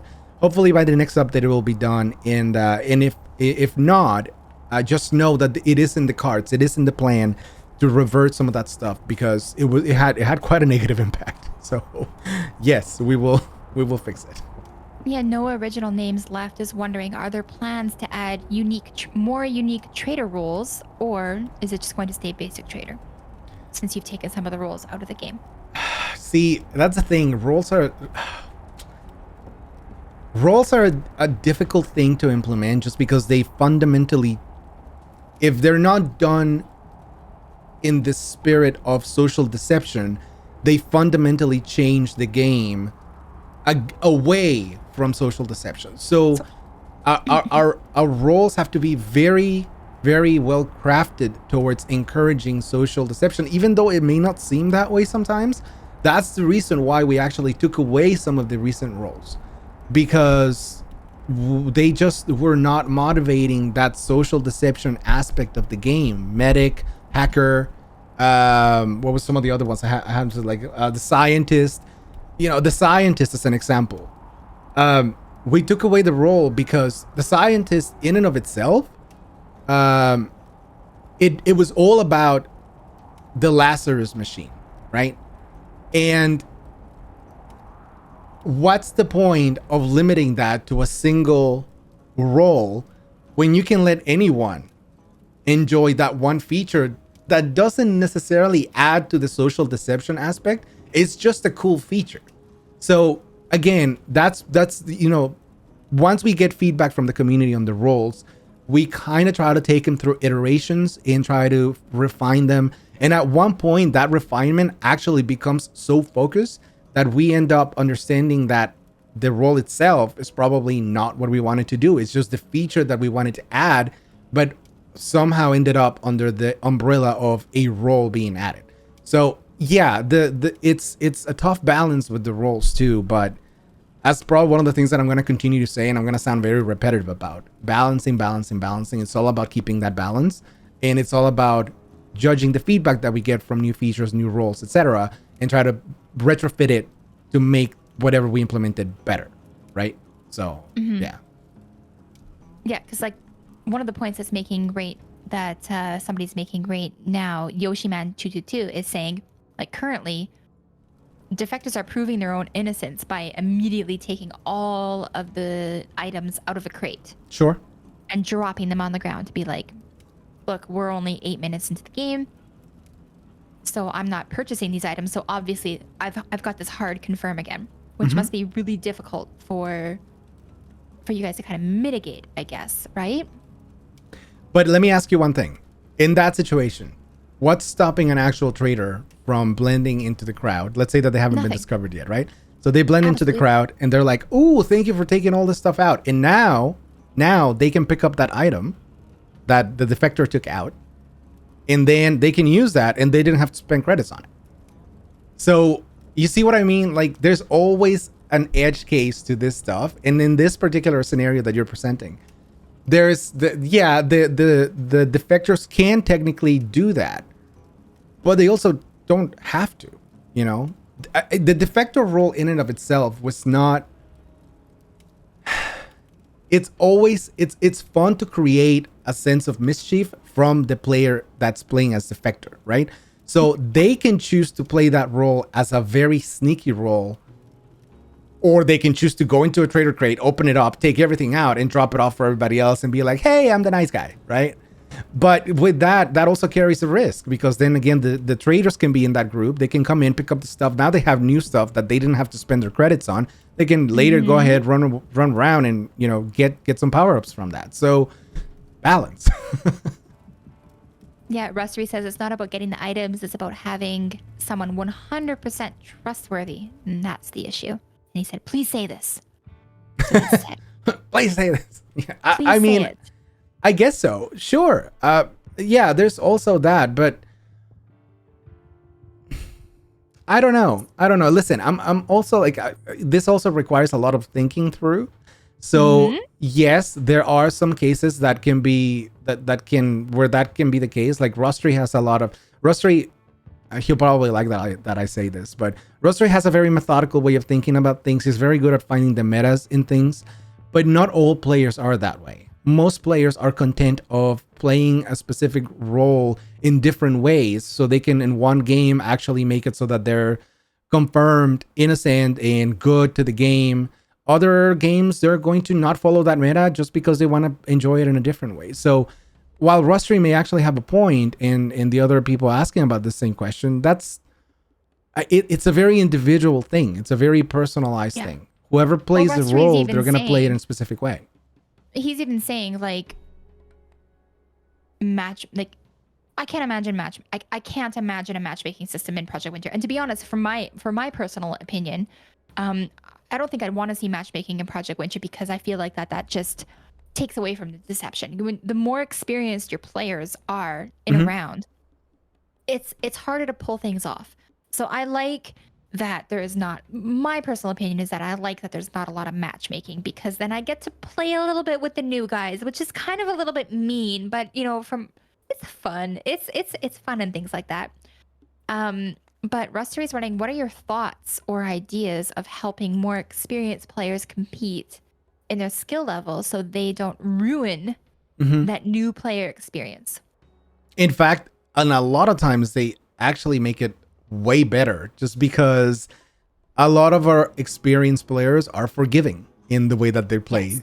And they know that scaring away a new player being hardcore is far less beneficial to the to the overall end game than helping them out and trying to guide them through it, right? Brings the community back in, right? Yeah, exactly. It actually helps out a lot. So, okay, give me 1 second because I have like a bunch of follow-up questions from people as well. Okay. So yeah, Zero. The bad part about it is the hard confirm, and that seems to be something that everybody agrees to. Alice Chatter is 100% correct. One player confirmed within 4 minutes is another deception opportunity removed from the trader. Absolutely. Again, though, just remember, it's a personalized thing. The player is going to play it however they want to, right? But it's a noted comment, and again, it seems to be repeated multiple times over and over and over. So that's the kind of thing that we would put like at a higher level on the spreadsheet now that we have awareness of it, and we will try to actually get it addressed in a way faster. Now is it going to be the right way that everybody's going to love? Probably not, but we can now actually have a better degree of what that complaint is and where it should go in the fixing priority. 90% of the people who are vets of the game are great players. Absolutely, 100% agree with that, Pizza. Let's see. Hold on. There was something else that I saw that was really good. Scout should have a cooldown on using hatches. That'll be meta-able. If there's a cooldown, people will just turn that into strategy again. Possibly. See, this is the problem, is that I really want to get into a balancing session right now, but there's so many other questions that we have, and like there's so much other stuff that we really need to think through. Also, again, this is not the best medium because the chat is going by so fast. That stuff is perfect for the feedback channel on the Discord. So if you're not on the Discord, go to the Discord and join the Discord and make sure that you are, in fact, Red, if you can actually drop a link to the Discord and Project Winter on the chat, that will be amazing, please. That way, if people are not in it, they can go ahead and join it. And again, we have a wonderful system for community managers and whatnot. Oh, that's not going to be it. That's not the... I don't think that's the link. No one will notice me say that I craft pickaxes. Zero. I noticed it. Don't worry. Okay, so... I'm going to... Okay, so by the way, that Discord that's on that, it's not the right... Like, that's not our Project Winter Discord. That's my own. Pizza, can you actually help me with that? Can you just go ahead and remove that link for now? So that not every time someone says Discord, you need our Discord pops up. We need the Project Winter Discord. Please and thank you. Okay, we'll go ahead and launch yours. There you go, Sleepy. I put it for you in Discord as well, but I know there's a lot going on right now. Muchas gracias. So, hey, speaking of bunnies, I know it's been a while. There's a lot of stuff going on. I have a ton of questions. Everybody has lots of questions, but Golditz Burton is wondering, he has a question about the bunny event. You can see weapon skins. So what's the point? What's the point? What's the point of actually having that? His point is like, why do we have the weapon skins, and why wouldn't it be like a carrot or something that hides? Because like you can identify the player. Yeah. Exactly. So I understand that that's a choice that has been made by the game developers to say, okay, if you're paying attention, then you know that Alyndra has a fucking frying pan. But Burton is wondering, why are you giving us the option to say, okay, well, that's Alyndra as a bunny because she's holding a gold frying pan, and have it not just be a carrot and make it completely ambiguous? I'm trying to remember if we ever actually did have a carrot. I don't know. I don't think we ever did, but for some reason I'd recall a carrot somewhere. Anyway. I have a ham in my hand. Okay, anyway. So, no, it's a valid thing. I don't think there was ever a concentrated effort in saying we should leave that as an actual detail so that people can identify each other if they're paying attention. Now, it's easy to hide that kind of stuff, just unequip it, but that's not... Oh, don't put your weapon up, but that's not the point. The point is that we are fixing that so that I believe the fix that we actually have in place, and it may launch for the next update, hopefully. I believe the fix is your weapon reverts to a normal standard skin. So it's not a custom skin. it basically switches to the original basic nice. skin That's cool. that weapon has. In that way, you don't have to worry about whether you can be identified by it or not anymore if you have a specific skin on it. So during the Hysteria event, that will revert your weapon to its standard skin and then switch it back once you're out. That's pretty cool. Yeah. I mean, but a carrot. It could be a carrot. Actually, you know what? Maybe for the next Easter, we'll just add it.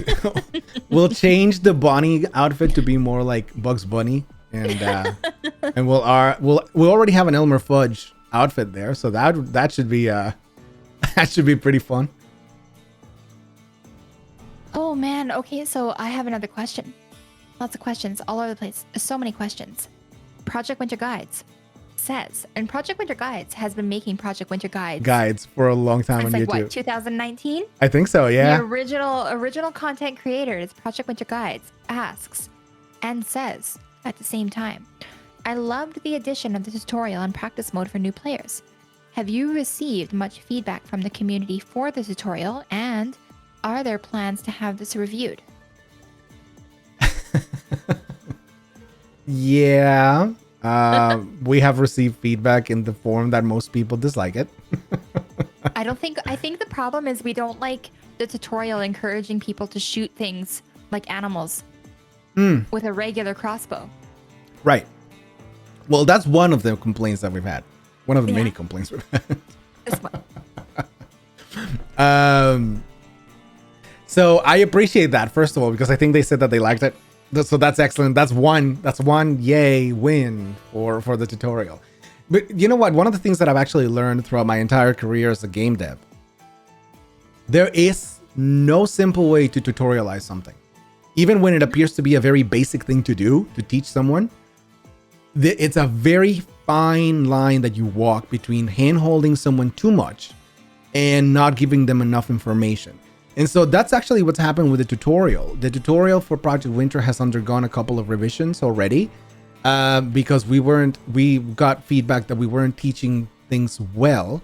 And there's still comments about that, which is what I think people dislike. You said, for example, trying to shoot a wolf with a crossbow, possibly not the easiest thing. It's not even a poison crossbow. It's just a regular. Right. Right. So, yes, those kind of things. And actually that specific thing is actually on our spreadsheet as well. So it's on the massive spreadsheet. On the massive spreadsheet for stuff that we need to fix. And I even have a database record for that I constantly bounce around and try to think when will be the best time to actually add this. Now, do we have more revisions coming? We have more revisions coming in the way that we're going to continue to try to polish it and make it easier and better understanding as we move along by not allowing or not forcing people to shoot animals that move really fast with a crossbow. So that's one of the fixes that we can add. That's one of the revisions. What's row number one? What's row number one? In the spreadsheet? I don't know. I don't know. You do know. You do know. I mean, I do, but I don't know that I want to say. Number one is get more players. More players. Okay. More players. Well, I have a question for you. Go ahead. Personally, in your personal Sleepy Ghost opinion, not your development director. Oh, that's going to be hard. Okay. All right. Sleepy Ghost personal opinion. What is your favorite, most recent change to the things that traders can sabotage, and why? Fireplace. Just being able to actually sabotage the fireplace. I don't know. I always find, okay, so I think I'm a pyromaniac. Just because anything that has to do with fire, I'm always very tactile with. And in this game specifically,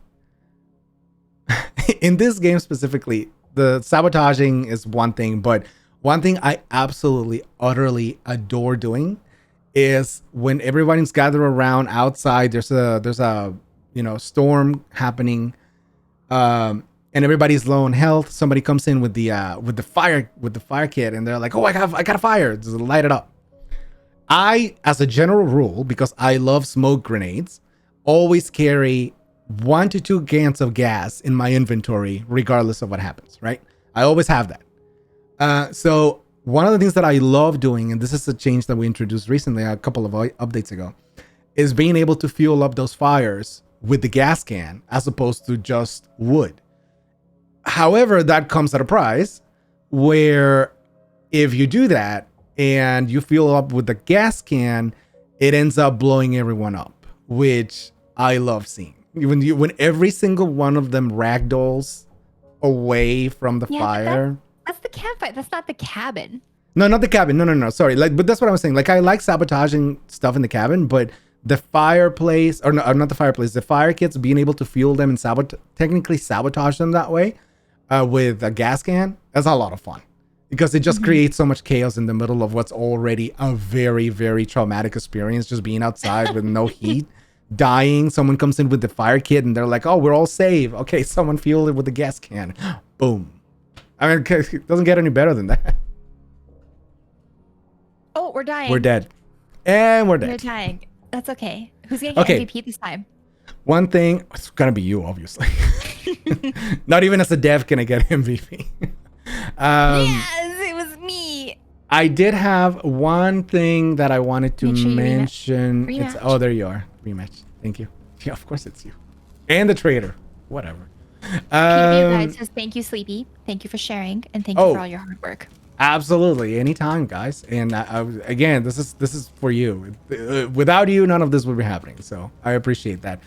Zero, you did have a follow-up thing that I wanted to address. So you mentioning about the gun skins or the weapon skins when in hysteria mode.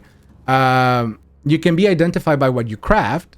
For example, Horse always crafts a pickaxe, so you're only softening the problem. Well, again, at the risk of taking things too far, I would not want to then instead completely remove the weapon skin and turn it into something entirely different. Like, for example, what Ali said, a carrot.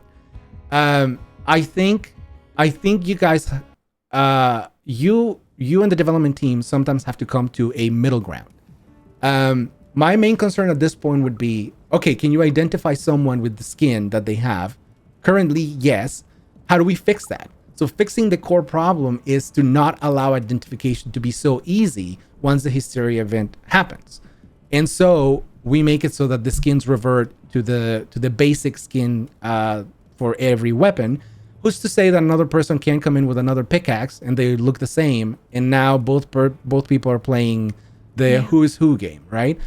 It's yet another way to introduce more social deception, even though it may not seem that way right away. It's not all about identification. It's about, can another person come in and pretend to be me with the same items that I have with this method? And I think the answer to that is yes. So, middle ground. Hi, MT. Welcome to the stream. I was wondering where you were. But everybody keeps suggesting a carrot. So, okay, fine. We'll see. We'll see. I can't promise that it'll be a carrot. There's gonna be a giant carrot in everybody's hands, and then I want to bring back and be like, "There you guys go. Now you all have carrots." And then people will complain about carrots. It's like, why is this a carrot? Why do I have a carrot in my hand? Why is this a carrot, not somebody's weapon? Yes, I know. I kind of like the idea of a carrot. I mean, I feel like if it's everybody's a bunny, and you're trying, like, you can't tell who's talking, you can't tell what somebody looks like. Yeah. I don't know. Feels like from our not balance point of view that having a carrot would be great, would be fantastic. It's possible. Yeah, absolutely. What I want to do is actually, I want to bring back the haunted doll event from like last Halloween. Yeah, I want those things. I want those back. I've been campaigning to bring those back. Those things are creepy. Yeah, that's the point. That's why I love them. And Sleepy Ghost, remember? Yeah, I guess. Pizza. Which ranked question were you referring to? Because I don't see it right off the bat. Is it on the M? Anyway, if you want to repost it, that's fine. Everybody wants carrots, Sleepy. All right, fine. Carrots. It'll be number one. It'll be number two. What is, speaking of changes to the game, what is your Yeah. favorite change to the things that traders can sabotage and why? Oh, I think we already No, we asked already that, did right? that. Like We I did was that. talking about, I was talking about the fireplace. Okay, no. So then my follow-up question for that is what changes to the sabotage features have you received the most positive feedback on? That's a good question. God, I don't have anything like off the top of my head other than being able to trap things with bombs. Which I guess can be considered sabotage, right? Like trapping these with bombs or trapping these with poison? Yeah. Poison actually was one of the bigger ones. Poisoning items, not only being able to craft poison items, but actually being able to put poison everywhere. And how the poison system itself works was one of the bigger requests that we had from like last year. So that was one of the things that had to be reworked and then we expanded on for sabotage and things. So I just got a really great question from Ducky Live. Would it be possible to implement a test build on Steam, if there isn't one already, for the community to test a build before it goes live to avoid causing division between the community? And I would just like to say that Sleepy touched on this a little bit earlier in the stream about how there is a beta build.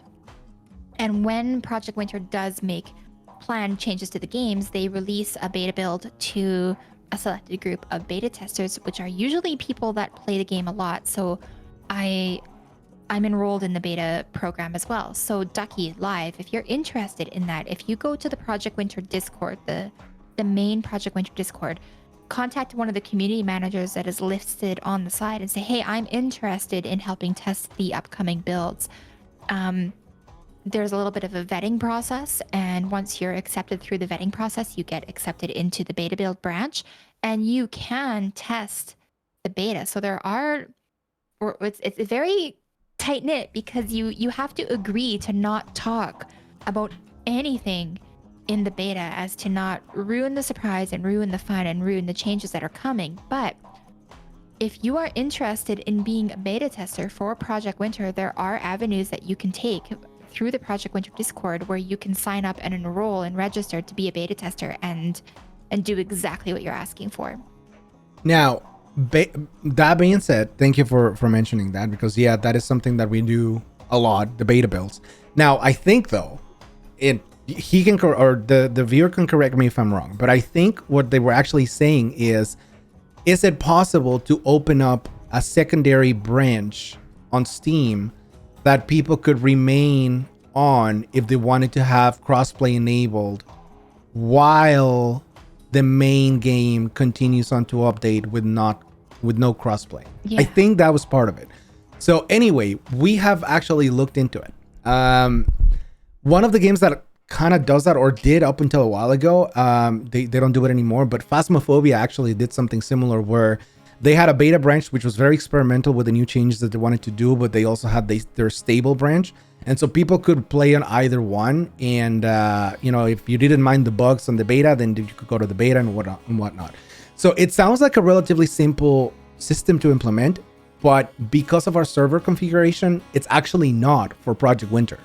Project Winter, in order to do something like that, we would need to set up different server configurations, which not impossible to do, but it's actually something that would take us longer to perfect, to debug, than what it is going to take us to bring crossplay back online.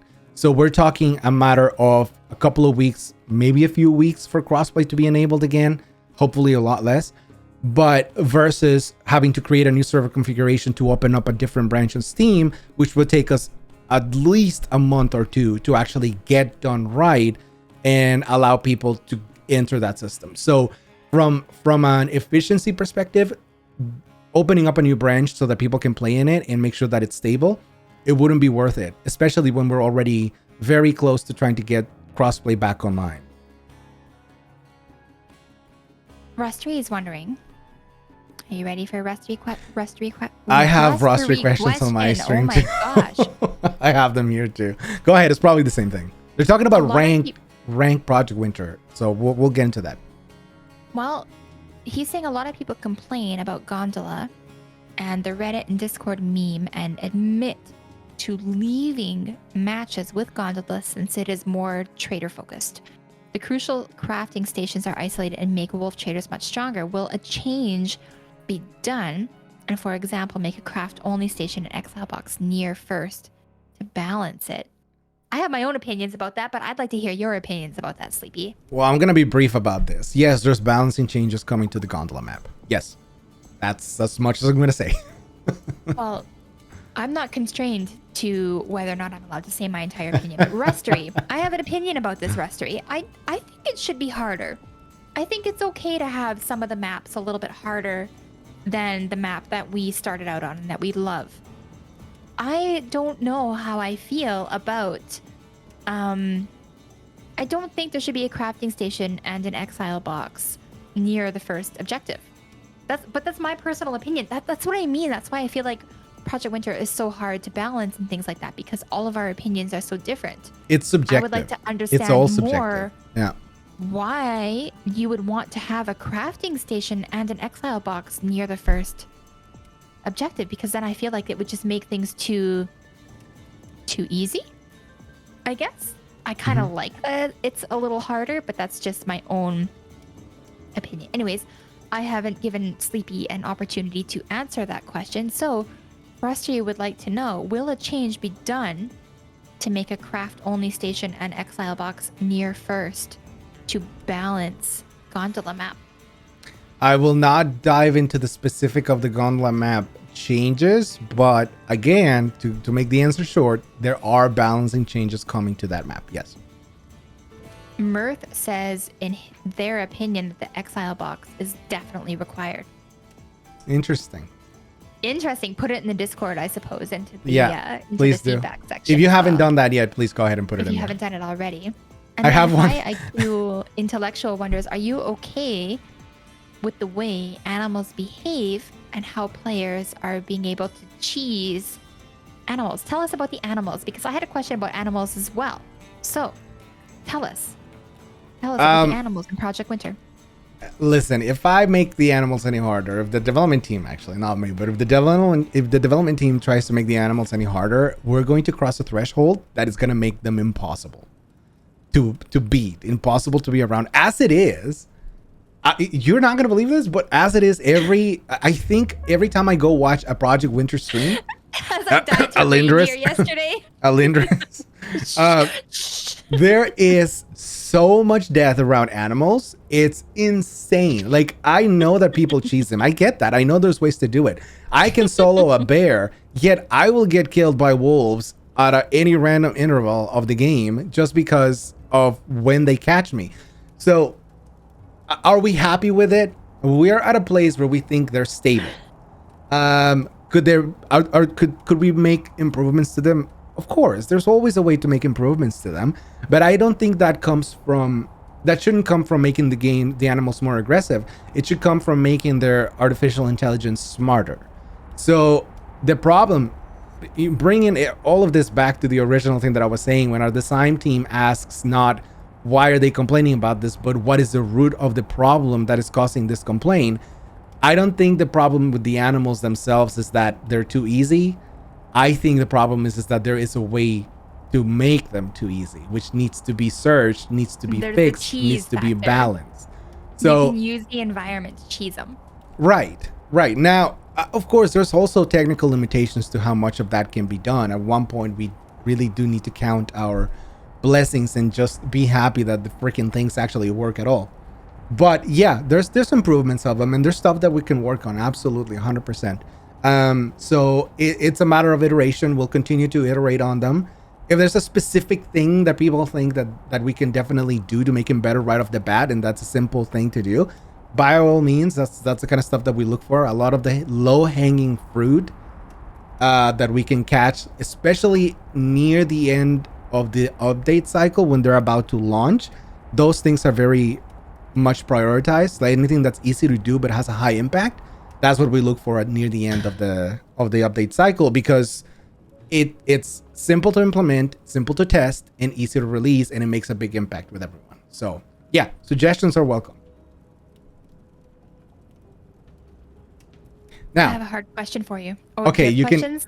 you can have the hard question, but let me just answer the question about Project Winter ranked. Hi.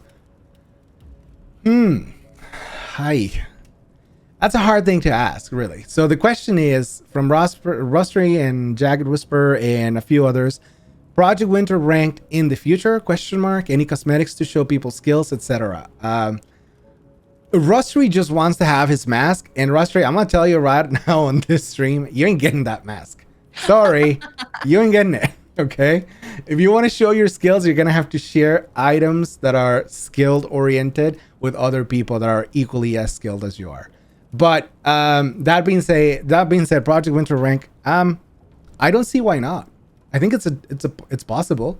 What we need to do is put it on our roadmap, which we will be debuting soon, because we have a roadmap that we want to put out for the community so that they see where our priorities lie, in line with that spreadsheet, that the spreadsheet that we have been referencing the entire time. So we'll have more announcements on that side too.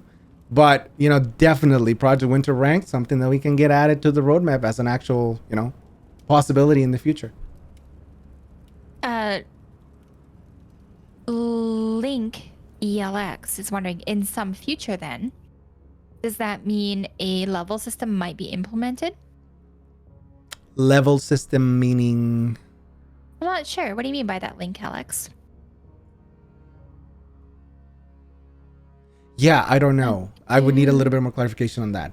But are we talking about like leveling up your character?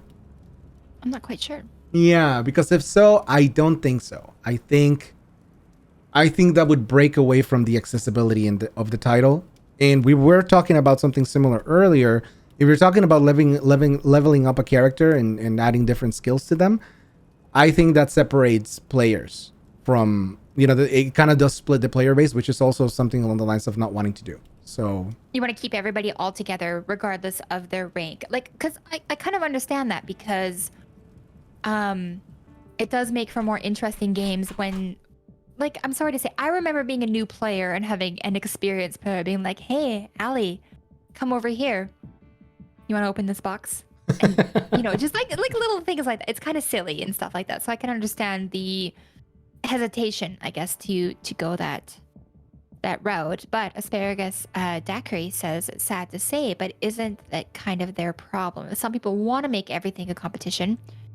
Doesn't it remove fun for everybody else? Yeah. I mean, it's inevitable, isn't it? Like, that's gonna happen no matter what. Oh, and then Hale pipes in and says, when we did stats and everything, we specifically talked about a leaderboard and ranking system and decided against it because it could make the game more about winning and losing rather than the social aspects of it. And that's from Hale themself. But hey, guess what? Mirth has a question. Mirth has a hard question for you. You ready for a hard question? Yeah. Are devs considering reverting the 2 defector change?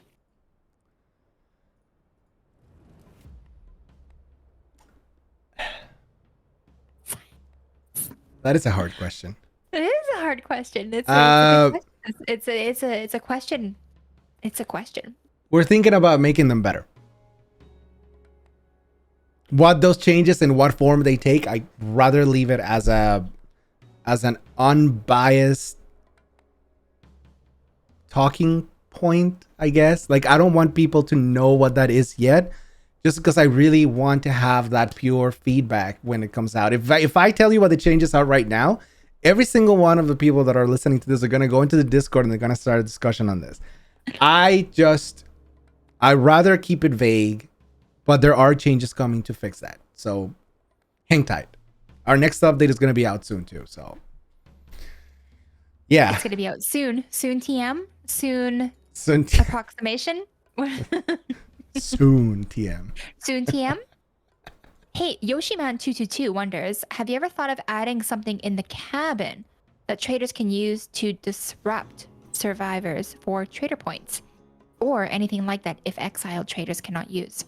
Oh, sorry. Can you repeat that? Have you ever thought of adding something in the cabin that traders can use to disrupt survivors to earn trader points, or anything that if exiled traders cannot use?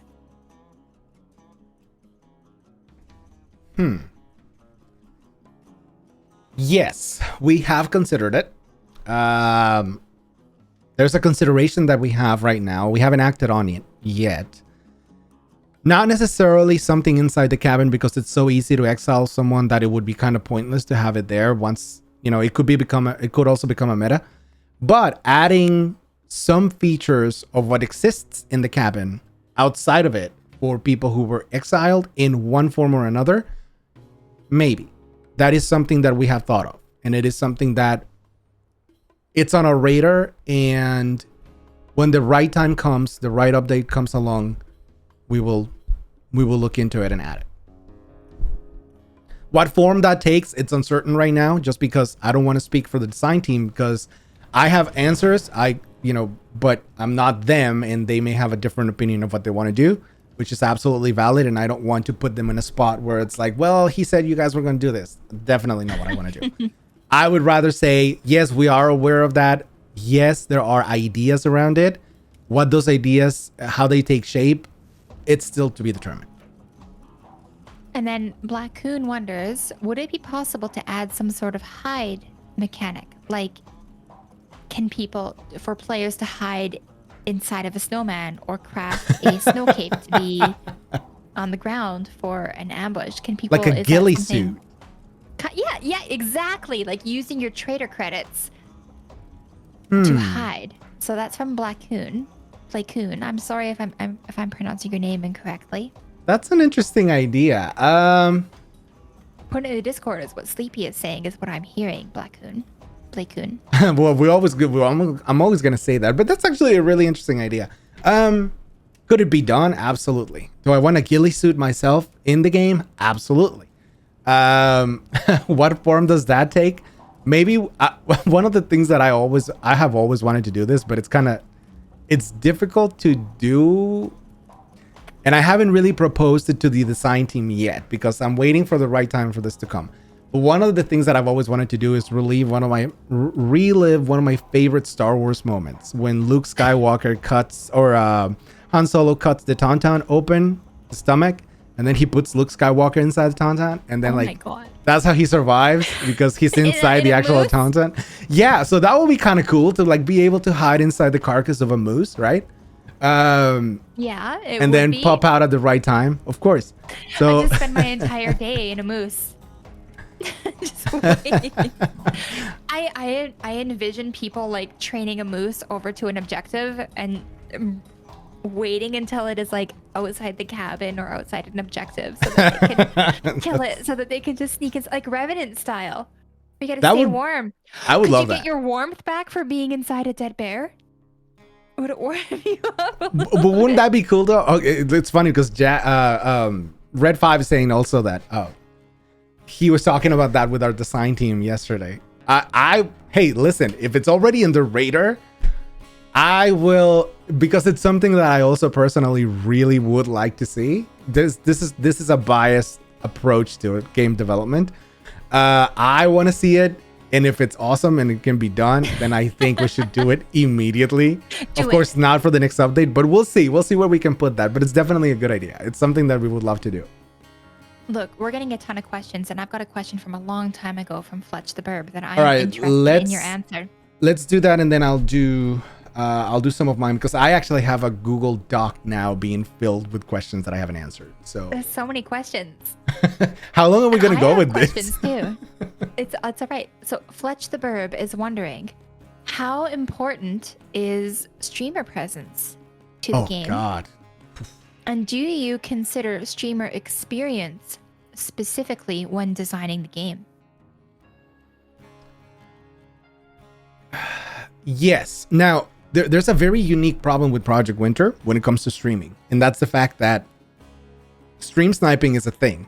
A lot of people get stream sniped and their roles are revealed immediately, and then they get killed, and it's a big thing, right? So a lot of people have asked that there's like a streamer friendly mode, and so to answer the original question, yes, the streaming community is just as important to us as the non-streaming community, just simply because of the fact that if they're enjoying the game, other people are going to notice that on their streams, and that is definitely like a great point of promotion for us.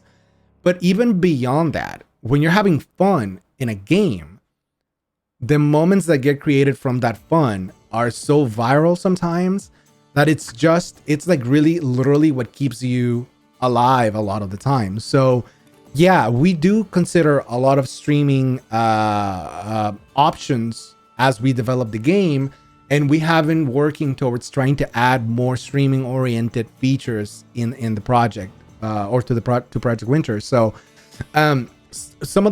we have encountered a few things that are not as easy to do as we thought. So we continue to iterate on implementing solutions for how we can make it more streamer friendly. But yeah, of course, our streaming community is just as important as the non-streaming community. And just watching them makes this specifics, like when I go and join their streams and I watch their games and I see how they play the game and how different they are and how they utilize things in ways that I have never even thought of. I'll give you an example. I was watching a streamer a long time ago when we first started about a year and a half ago, I should say. I was watching a streamer playing Project Winter. He had like, I don't know, it wasn't a big streamer, like maybe 7 or 8 viewers, but he did something that just made me a fan. I was watching him and he was doing this thing where he would pick up mines, right? He would stock up on mines, make them, find them, whatever. And then he would go and place those mines around the map. But the clever thing about it was that he would put other items on top of the mine so that people saw the item. And when they saw the item, they were like, oh, free item. They would go pick it up. And the moment that they picked up, they would trigger the mine and they would blow up. I've seen that done ever since then. I've seen it done by other people, but this is the first person I saw doing it, right? On the streaming community, because there was another person that used to do it in development. But oh my God, I saw that and I was like, that is a thing of beauty to watch that. And so again, those kind of moments that just kind of come up during streams and whatnot, it's so cool to see. So we continue to make improvements in the game, but a lot of those improvements are also based off of how viral can something be and how entertaining that can be to watch on stream.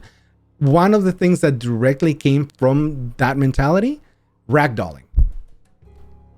When people ragdoll, when they get explode and stuff. Yeah. Yes. So that was because it's so funny to see someone just going flying away from a bomb when they get blown up and stuff like that. It's just funny to watch. Ragdolling then into the crevice, like where the bridges are. Yes. It's beautiful. It's a work of art. Being able to drag a body, right? I had a stream. Pizza remembers this, and this is probably one of my favorite moments with Pizza.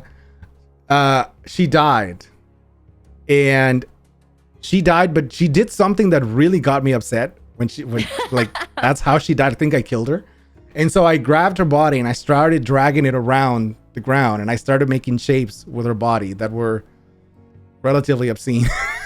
So in the meantime, as I'm doing that, she's like messaging me on the other side, and she's like dying because it was just like such a funny thing to see her body just being dragged around. And I was having a monologue about how much I hated her because of what she was doing, while I'm dragging her corpse and saying, yeah, this is what you get for trying whatever you're doing.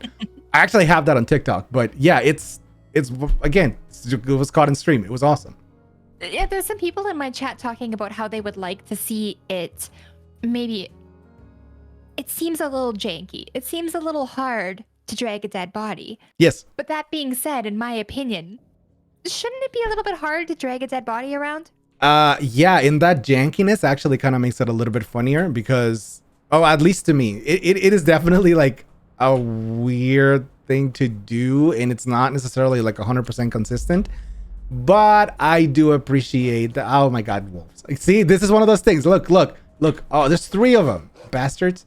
Okay, you're gonna win this game. You're for sure gonna win. No, maybe not. Wait, hold on. Hold on. Ah, shit. We only have 2 minutes left to escape, so. No. Oh yeah, look, wolf area. Now you tell me, man. Ow, so what Gimp is saying is like jank means it's just like letting go of the body for no apparent reason. is that just because the body's heavy? Like, is it hard It's because on of the purpose because ragdoll. it takes extra time, or is it just the way It's the ragdoll engine is? physics. Yeah, it's the engine. It's how the It's the ragdoll engine. physics work. They're not necessarily the easiest things to do. Like from a coding perspective, it is absolutely difficult to do. And it is even more difficult to actually get it right and get it debugged. So yeah, it's all from an engine perspective. So where is that on the spreadsheet in the list? Is it number like 78 or is it number Trying to 24? make it better? 66? Yeah. I would say it's probably a little bit lower than that. Right now we have bigger fish to fry. PW Guides has a cool question for you before I get sure. back into some of the hard questions.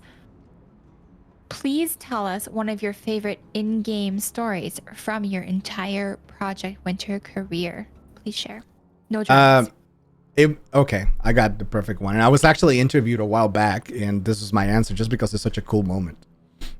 So I had, when we first were prototyping Project Winter, Project Winter started as an actual prototype that we just kind of like grew and grew and grew until it became what it is now. But when we were still in, I think it was when we were still in alpha, it was like the game looked basic, right? Like it had almost like Stickman running around with like very basic items, almost only like we had firearms. We had just introduced firearms into the game. And so anyway, we were doing this dev session and we were playing around, and this was the first time that the guns were available in the match.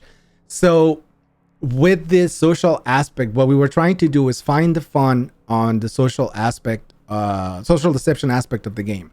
So we were still very early in the process. We were good liars, but bad players. And so anyway, all of a sudden, it's 10 minutes into the game.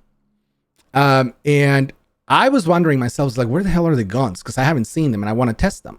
So I was walking around, and because of how the chat works, the voices, they're VoIP, they're proximity, right? So so is the sound in the game, not only the voices but the sound. So all of a sudden I'm just walking around and I'm getting closer to the cabin, and as I'm getting closer to the cabin, all I hear is bang, bang, bang, bang, bang, bang. And I was like, oh my god, someone found a gun. And then all of a sudden I just hear like, help, help, help. And then another person, help, help, help. And then another person, he got shot. And everyone is in a panic. So I'm running towards the cabin. I'm trying to see what the hell happened. And then I get there, and this developer was just standing there over 3-4 different bodies and just holding the gun. And he was like, I found the gun. I was just sitting there going like, I can see that. And then he shot me, and that was game. But the wonderful thing about it was that once we came out of the game and we were in our meeting to discuss what had happened, it was just such an organic, beautiful moment, and everyone could not stop talking about how fun that was, about how we actually had zoned into something that felt fun, fresh, and it was something that you could repeat, and it was organic, and it just happened all of a sudden, and it just gave such a dramatic ending to the game, and it was such a story that we could talk about afterwards. So that's what Project Winter is. We've found a good set of tools that allow people to create their own stories, their own games. They're unique, organic, and they're fun. That's the most important part. So once we actually got that, we knew that we had a fun game in our hands. Mm-hmm. Oh, I like that story. Yeah, it was awesome. It sticks in my mind because it's legitimately one of my favorite moments in Project Winter. Thank you for sharing that with us. Okay, I have so many things. Guys, I do not want to disappoint anyone. We do have a bunch of questions that I want to get to. We have lots of questions. Like I said, holding you hostage. We're gonna die soon. Where are you? I am out. Oh, I'm dead already. I'm dying currently in the flag point. I win. Did you win? I think so. Were you a traitor? I was. Okay, well then you win. I got 0 points. I would like to be compensated, please. I'll rematch. We will. Okay, rematch? continue. Yeah, rematch. I don't know. I have guns. You have questions, hey? I have questions about guns. Okay, well, hold on 1 second. Let me go ahead and try to fill in a couple of things on my side. Now, Pizza, I do have the form that you sent me, but still don't think it's working right for me. I'm trying to get to the questions themselves, but I don't. I see the responses. Let's see. Oh, here we go. Never mind. I got it. will there be any new sheep opportunities that are being thought of? As in victims, quote unquote, like so wolf and sheep. I think that comes along more on the side of what roles can we add that are going to feel push the game, continue to push the game towards social deception. So I will say yes. Once we actually get around to make another role role update, we will definitely have something in the cards for creating those quote unquote sheep moments for the players. So I'm gonna say yes to that one. There is another one that says, will there be any new yellow rolls? If you add more yellow roll to make it to where they can only be one per game, which I think is already the case right now, if I recall correctly. But will there be any more? If we get a good idea about what a neutral roll would be, yes, we will add it. Most definitely. Again, it kind of has to wait to the moment when we decide to do another roll update. But at that point, I think it's kind of an obligation to have, if we add a wolf oriented roll, sheep oriented roll, then we kind of have something neutral too. So that's the moment when we will probably consider adding something else like that. I will jump on another one last, and then I'll let you go with one more on your side. Will you consider an advanced mode that increases the difficulty? Oh, we kind of already answered that. Could traders be able to do traders actions to gain points, such as stealing guns, stealing points, poisoning, etc.? I don't want to say yes to that, because it's a possibility. It's always a possibility, but it is very, very difficult not to throw off the balance of the game.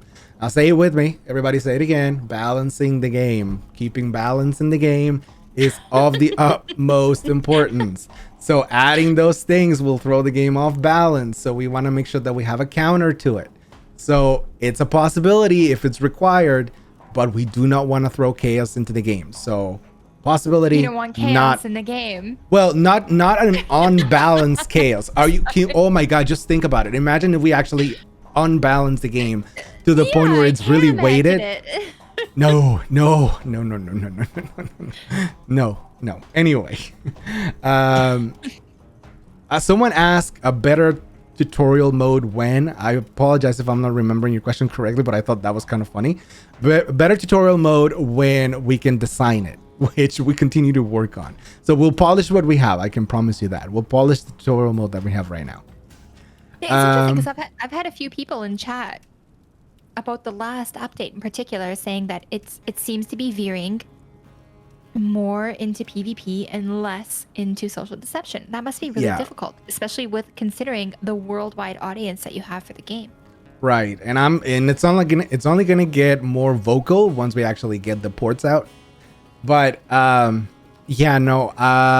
me gauge first how much of a need there is. Let us gauge how much of a need there is to balance what you perceive to be as unbalanced right now. Let us analyze the problem first. Let us get to the solution, and then we'll probably do something about it. But only if we feel like there is a justified need to change it. That's my standard answer so far, and I think that's a good one. As a player, I love being involved in the process, to be honest, of the development of the game. Like, I feel like our opinions and our thoughts matter, and that we are included. And that's a really cool feeling to have as a gamer, as a person, as a player, as a hobbyist. Sometimes it does take a long time, and I apologize for that, but we are trying to move as fast as we can. I also promise you that. Someone asked, first person Project Winter when? I'll tell you one thing right now. First person? What was that again? Yeah, they want a first person Project Winter. So I'll tell you one thing, and I don't know if our art guys are watching, but if they are, they're probably gonna hate me for this. So I want to show you one thing. I want to tell you why a first person Project Winter is not necessarily possible. So how do we as you watch the game, how do I show my people? Oh no, just watch the screen, right? So I'm right here. You see, yeah. the Lambo's gonna kill me for this. The illusion of Project Winter is that here you're entering the cabin, right? This scene, the inside of the cabin, is not the inside of this cabin. What? When you look at this cabin from a first person perspective, and you come, like, let's say that you come all the way back here, right? Okay. And you go all the way up and you look at it from that. If you were in a first person perspective, you would notice that this house has nothing inside. It's got nothing in the back. It's just the facade. What? Yeah. So you'll be able to see right through it. Yet, when you enter, it's a different scene that you basically go into. So a first person Project Winter would need to it would force us to do something like craft and recreate an entire building that uses far more polys and thus more memory, and it needs rendering and all that stuff. And so in PC, maybe that wouldn't be difficult, but when you have to adapt that same poly count and that same memory usage to consoles like the Switch, the PlayStation, the Xbox, I'm talking about last generation, not previous or the current one, because it's not that bad on the current one. But when you have to adapt all of that to other generations that are older and not as powerful as a PC, you get into a lot of trouble with performance. You get frame rate drops, and that violates having a low frame rate violates standards with Sony and with Nintendo, which cannot happen because then you can't have the game there.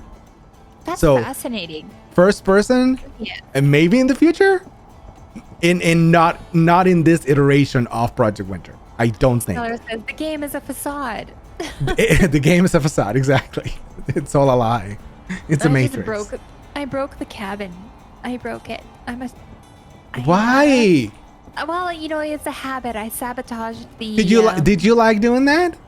No, look. Here's the thing. I got some wood. So my I can fix favorite it. change. Let's go inside. My It's your favorite favorite, change. personal favorite. Look, I'll fix it right now. Look, Fix it. Okay, I'll do another question really quick on my side. I have questions. I have questions about guns next. Okay. All right. Just last one on my side before we go back. Will there be a way to counter the truth serum instead of just killing the person? I have so many opinions about truth serum, but that's not questions. I have opinions. I want to hear. Will there be? I don't think we have a need for it, to be honest.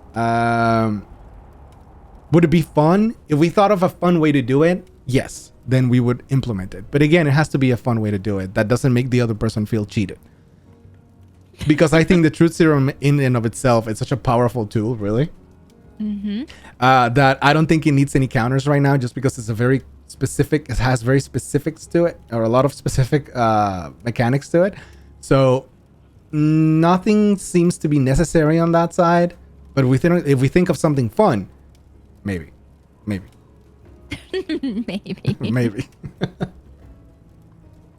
Hey, Sleepy. Yes. Let's talk about guns. All right. Bring them in. Gun parts are everywhere. Oh, come on. Guns are also everywhere. They are not. They are. They are absolutely not. No. Do we really need gun parts and guns everywhere? Instead of finding gun parts, should we be finding ammunition? Should we be finding repair opportunities for the guns that we've already used the ammunition on? What are your thoughts? Well, from a development standpoint on the current gun and armory meta?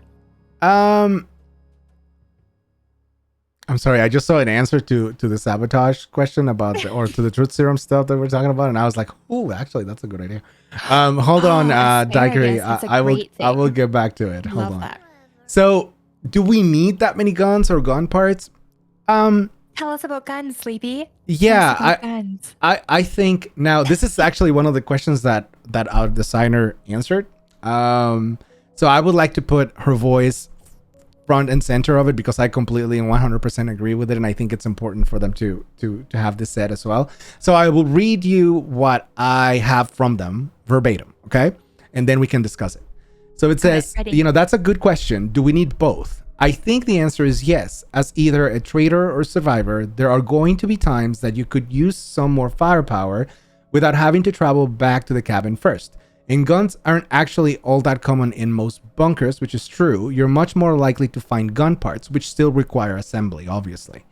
That being said, we believe the main reason guns seem to be everywhere is because the armory is easier to open up now with the changes that we added to the roles. So again, balance, people. Don't worry, we're aware of that problem. We're working to balance it. Again, same thing that I was saying before. On the topic of the armory meta, we've been doing this little dance with it for a few updates now. We were going to open the armory. Oh, we want the armory opening to be a viable strategy for both traders and survivors, which we didn't quite feel like that was the case when soldiers and traders were the only ones that could open it. We also know that the armory is full of a ton of loot, not just guns, that can swing the game one way or the other. So this is a very delicate balance between making it easier to open, but not too much easier, while also trying to give opportunities for deception. So rest assured, the armory meta is something that we've been paying close attention to and are making adjustments to. So I agree. I think the reason why it feels like there's a lot more, it's because now there's a lot more access to them. Not necessarily that there's more. Well, I think there's a lot of opinion. Yeah. That there are a lot of guns and gun parts in regular bunkers, just plain Jane bunkers, even unlocked bunkers, like the bunkers that are opened with just the wooden crates. You know, it feels like, aside from the armory, if we remove armory from the game entirely, it feels like, from a player perspective, that there's a lot of fucking guns. All right, that's fair. Maybe it does require a tweak here and there. So we'll check it. I know. I just like, from my experience personally, it's funny as because a trader that has no gun, I'll like go to kill somebody and they're shooting me in the face with a shotgun. Where did you get that from? Well, 3 of us have guns. We have all the guns because we have them all from the bunkers that were around the cabin. It sounds to me like you need to get more out there and explore and find all those guns that you say are available, but that you don't have. I'm just saying, maybe get out there more.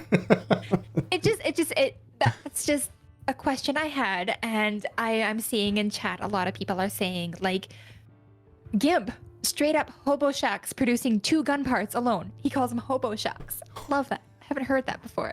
I'm assuming those are the rundown ones. Yeah, well, the ones that aren't locked, like a hobo shack, you can get a gun from that immediately. Okay, I want to change the name of it because we actually named those things. I want to change the name to Hobo Shack. That's pretty funny. Yeah, and Gimp is also saying, I'll be a trader with a gun versus 5 survivors with tranks and poison crossbows. Like, it just seems like guns are very easy and very accessible. Sure. You know what's... So we would just like some answers for what we perceive is the gun meta. I don't hear anyone complaining about the explosive stake gun, the Gatling gun. Okay, well, the Gatling gun is in Blackout. I know. But the explosive crossbow, they're more rare to get. But anyways, I personally, listen, I play the game, of course, a fair few matches myself. I still think that it's a matter of play style. If I'm staying close to a place that I'm trying to defend, say secondary or primary objective, and I have a gun with me, I find it that much more reassuring to not allow play or traders to come and sabotage things. That's only doable. Have so many though. Yeah, but traders have other stuff. Combat stats, they have a lot more access to combat boosts. They have a lot more access to healing items when they're actually out on the hunt. I mean, balance. It must be difficult. I can't fathom it, because the thing is I want to win every single time. When I'm a trader, I want to win. I want to kill everybody. But when I'm a survivor, I want to survive and I don't want to die and I want to escape. Right. So it it's interesting because I appreciate it when I'm overpowered, when it suits me. Yeah. If I can do it, it's fine. If I If can others win, then do it's it, okay. nerf it. Nerf it because I am not doing well. No. Okay. Listen, it's valid feedback though. I will say this. It is valid feedback. But I have a ton of questions too. yeah. Okay. About roles. Let's go ahead and move on But to the next before I one. get into the role questions I have two questions. I have the first question is from Asparagus Daiquiri, and it says, although, maybe we need some more clarification on this question because it says, could the serum be sabotaged? I would Like love the to do Lazarus something machine. like that. Can we sabotage I serum so that it's not trustworthy? I like having some constants in the game, though. I like to be able to trust that a medical instrument right. in the form of medicine, like a shot, like the true serum shot, I'll would tell be you what. accurate. I'll tell you what. Someone give me a funny. We can suggest a really funny consequence of sabotaging the truth serum, and it has to be on the level. It has to be on the level of when you put the wrong heart into the Lazarus machine, and you know what happens when you do that, right? Like, it has to be at that level of funny. If you tell me what happens when someone gets injected with a sabotage truth serum, and we all agree that it's actually a funny consequence of it, we'll think about it. But until then, again, is there a way to do it? Absolutely. Is there a justification for it? I think eventually we could find one if we wanted to add it. It's not impossible. So yeah, it's something that we can consider in the future. And also, Daiquiri, I think, listen, first of all, thank you for putting so many questions up. I think this is great. This is exactly what we look for. And I think if you are not in the beta already, you think you'd be a good candidate for it. So please consider joining it if you're able to.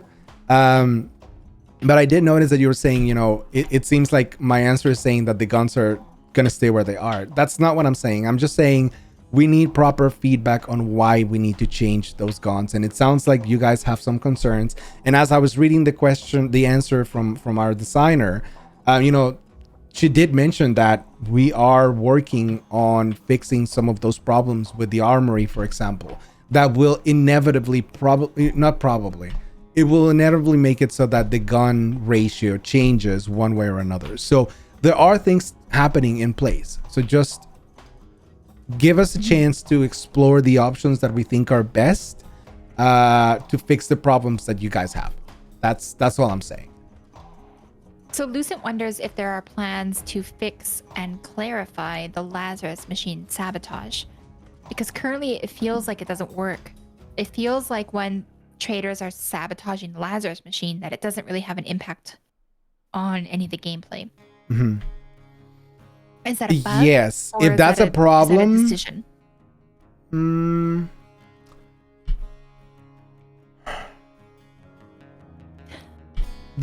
It's kind of hard. It's a problem. It's definitely a problem. If people are not getting if people are not seeing the intended consequences of sabotaging that means that we're not communicating that properly. There's not a good UI system around it that explains and properly shows and makes it clear as to what happens. Even if the UI itself is not necessarily what we need to change, the fact that the changes are so subtle or are not noticeable for most people, that is a problem that we need to fix. So that's excellent to know. That's the kind of stuff that we need to know so that we can work on it. So thank you. That's a good point. Yeah, because it's true. It feels like a lot of the times when we do people don't sabotage the Lazarus machine anymore because it doesn't seem to change the outcome. Mm-hmm. So, anywho, man, lots of things are happening. Lots of changes in the game. Still more questions. Oh, there's tons of questions. There's tons of statements. And one of the statements I have, if you want to head back to the stuff with the things, is with the last update, man, that was a huge update. When I started playing Project Winter, it was survivors and traders. And a few weeks into me playing Project Winter, from my personal experience, you introduced the the defector Mhm. role, which is how I met Stellar.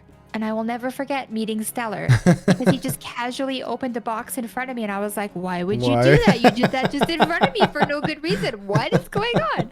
That was a long time ago. That's like 2 years ago. And you guys added a whole bunch of roles into the game. Things have really changed. There was a lot of chaos. There was a lot of confusion. There was a lot of things to think about in Project Winter. And recently, with the most recent update, a ton of the roles were either reworked, changed, or completely removed. Mhm. So, would you be willing to go through some of the reasons as to why some of our beloved roles were changed? Why was medic taken out of the game? Why was, like, what's going on with detective? What is happening with the scientist? I see things from my personal opinion. I'm pleased with the scientist changes. I like that anybody can do anything, and it's not like a hard confirm and stuff like that. And then, like, a lot of people say hacker's super overpowered. A lot of people are saying defector feels overpowered, and that traders feel a little bit weak. It's a very loaded question. It's a lot of stuff. It's a lot of answers, probably. But could you please tell us about the role revival and why those choices were made? Yeah. We can have specific answers to each role if you want, but there is a blanket statement that kind of covers the answer of what you're asking, and it's essentially, it comes down to simplicity in use of the features that change. And what I mean by that is, you mentioned the Lazarus machine, for example, anyone being able to use it. Well, previously, if the scientist was the only one that could do that, but there was really no reason to have that allocated to only one specific role, when the feature itself is actually a lot of fun to do, and everybody technically should be able to do it as long as they have the right conditions for it. So why would you lock up that very fun thing to do to a specific role when you could just open it up and make it simple for everybody else, right? So that's, again, it comes down to simplicity. Are the actions that are fun to do something that can be done simply? If yes, then we need to change that role, because not only does it make it more fun for everyone, but it also, having it locked down to a specific role, pushes away from the social deception aspect. As to when you open it up and you add more people to it and you let everyone enjoy that perk, it actually does kind of create more situations where social deception can be introduced. So again, every change that we're talking about here comes down to simplicity and how often or how rarely that perk was used. So I'll give you the medic. So this is also something that our designers had a lot to say on. So the medic abilities were definitely cool, but they're pretty niche, and they don't get used in any given, and don't often get used in any given game, which is true. And especially that goes double for trader medics, or that was double for trader medics. A trader medic probably isn't going to use their ability at all. We took a couple of stabs internally at reworking the medic, and after thinking about it, we decided that it wasn't adding enough to the meat and potatoes of the game, so we cut it. We did a role survey on the other month, and also way back in January, and a pretty significant chunk of players said that Survivor Medic was their least favorite role. So once again, we come down to listening to the community feedback. So we got that feedback from the community, and then we decided we wanted to change it just to make it easier for everybody. And it turns out that it was correct. That was an actual change that benefited the game a lot, because now, those abilities are different. So it's a matter of simplicity.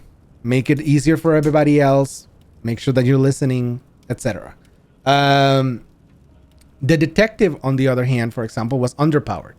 And I don't think there was enough difference in them that push people to use the role to its full capacity. So we added things to it that the detective could do that was more fun, that pushed it more towards the social deception aspect of the game. Scientists is the same thing that we were discussing before. You don't want to have something that is fun gated under one specific role. You want to open it up to everyone. That was also something that came out of feedback, community feedback, in the consensus that they had. So yeah, when we're talking about changes to the roles, it comes from two places: the feedback that we get and how simple things are, how simple the role can be made. And once you get to a point where it's evident that it's so simple that everybody should do it, then that's when you get those changes where we kind of eliminate something or we change it enough that it's more accessible. That's interesting.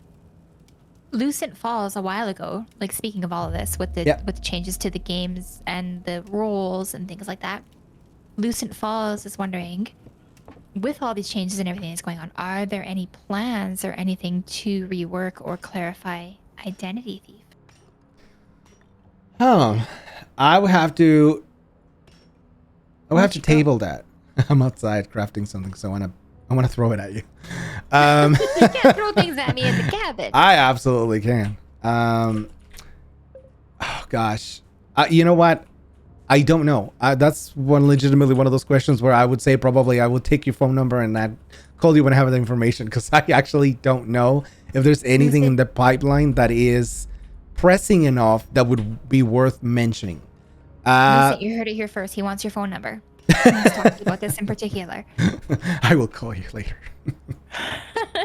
That was creepy. I'm sorry.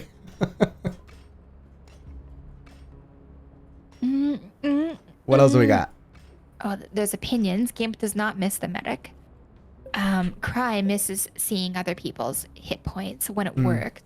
And Afterlife would also like to say, it's not a question, but he'd like to say thank you for making it such a good game. And then Project Winter Guides says, sorry if this has already been asked, but is the website's roadmap an accurate reflection of what's being worked on? And if so, how often is this updated with the spreadsheet? That's an excellent question. That was Project Winter Guides? Is that what it was? No. Okay, hold on. It was Project Winter Guides. What you doing? No, I know. Damn it. Trying to put a couple of traps so that you got stuck in there. Trying to get back into the cabin. Okay, so roadmap. Let's talk about roadmap. The roadmap on the website is not accurate.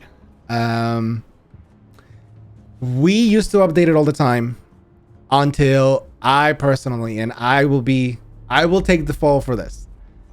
As the producer of the game, my job is to update that as often as possible to make sure that it is as accurate as possible. That being said, for the longest time, I was the only producer on the game that consisted of 5 ports in the works. So I have to apologize because I did not keep up with it. But the good news, Project Winter Guides, the good news here is that we have a new roadmap that our wonderful marketing team put together. And we will be deploying that roadmap soon, and you will be able to see it and, keep an eye out on everything that is happening. And the best part about it is that because I will not be in charge of that one, not directly anyway, it'll get updated and worked on constantly. So good news in the end. We will have another roadmap deployed soon. And this roadmap will be nice and shiny, and I'll have features that I'm very excited for. And I already know of one that I really, really, really can't wait for. Tell us. I can't, not yet. Not yet. But yeah, so in short, we will have a roadmap that will be visible and updated and nice and shiny, and will be absolutely amazing in the land of bunnies and roses and flowers and everything that's pretty. Bunnies We'll make it and happen. roses and flowers, I'll never forget. We'll make it happen. Asparagus Daiquiri says, are these kind of live stream discussions, state of the game, are going to happen often? It's the I don't first time know. I've seen one, and I love them. Thank you Yeah, very much. okay. Well, that's excellent. And are there any plans to make it recurring thing? I don't know, Ali. What do you think? Yeah, I'm cool, Sleevey. We can talk about the game as much as you want. It's my favorite game. Yeah. And to be weird and honest, for me, from a personal standpoint, gaming has been really important in my life for the I'm last sorry. Hold on a second. 2 How did years. you miss that? I How missed did you what? miss that trap? Oh my goodness gracious. I walked right past it. It's Yeah, because you sure did. I'm the best Project Winter player in the How history of did you Project miss Winter. that? Okay. Well, it's not. I hope you don't miss the next one. But anyway, so I can't believe you actually missed that. Completely distracted now. So the Q&As. Yes. This doesn't have to. This doesn't have to be kind of like only one place and only one time. Absolutely. If there's enough enthusiasm and people want to actually see this, yeah, I think one of the things that I have been looking forward to the most now that the ports are actually in a solid state, about to be deployed, they were actually taking up a lot of my time. But one of the things that I've always appreciated about Project Winter is reaching out to the community and being with the community and playing with the community. For those of you who have been on my channel for a long time, you know that I actually started streaming when Project Winter came out, and I started streaming because of Project Winter. So one of the things that I love the most is going on stream, launching Project Winter, going and play with the community, and just see the reactions to everything and hang out with them.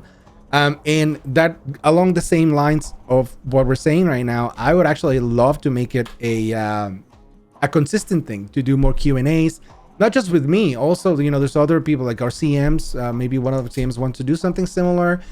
Maybe our marketing team sees an opportunity to do something similar as well. So yes, absolutely. I think it only benefits us because we get your feedback like we did just now. It was an excellent freaking session to actually get out a lot of questions, but also for you guys to actually get heard and to have fun and just shoot shit. So let's do it, man. I'm actually game for it. Whenever we can do this, like, I don't know, once a month, twice a month. I actually don't mind. Whatever the community wants, we can definitely work it out. Speaking of the community, Fletch the Burb is wondering, how has the Project Winter affiliate program been going for Project Winter, and what are the goals for the program? Ooh, that's a good question, but I'll tell you what, I actually don't have the answers to that. It would be our marketing team that has the answers to that. So I don't want to put our wonderful Vera Sarah on the spot, but maybe she can comment to it and leave a message and just tell us how that's going. Rematch. Oh shit. I won. So yeah, anyway, but I don't have a lot of again. info on that, unfortunately, right now, but maybe somebody else does.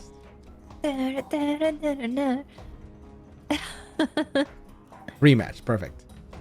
How do you always get that?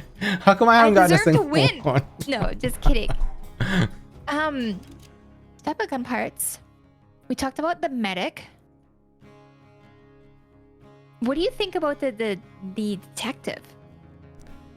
The detective. We did talk a little bit about that. I think we were talking about how it didn't have enough incentive to actually play the role itself.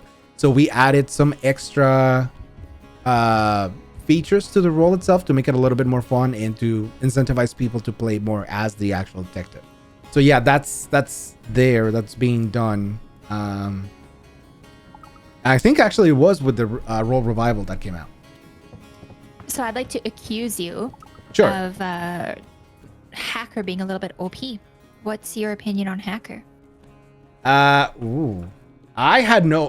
never thought it was OP, to be honest. No? Unpopular opinion though, because I know a lot of people think it was. Mm-hmm. So Tell us, from your perspective, why Hacker is not OP. I didn't think it was OP just simply because of how I used to play Hacker. Whenever I actually did get it, it was a very, very much a individualistic thing for me. Like, just because I know or I'm able to open something easier than other people, so to speak, like, I don't know, that just kind of like caters to my play style, right? Right, but hackers can also go on the staple. I call it the Staples map because that's the only way I can remember it, because the little bridges look like staples. So like on Staples map, there's 3 bunkers where hackers can just get 1,000 drinks.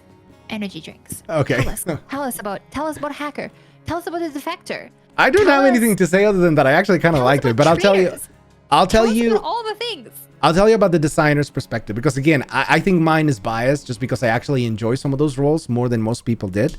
But hold on one second. Before we actually do that, let me go ahead and read Sarah's answer to the Project Winter. Oh, don't you put that pitchfork away. No. So regarding the affiliate program, Sarah says it's going well. The goal is to reward people who stream the game and help promote it, but also to encourage people to stream more and give more to their community with codes, giveaways, etc.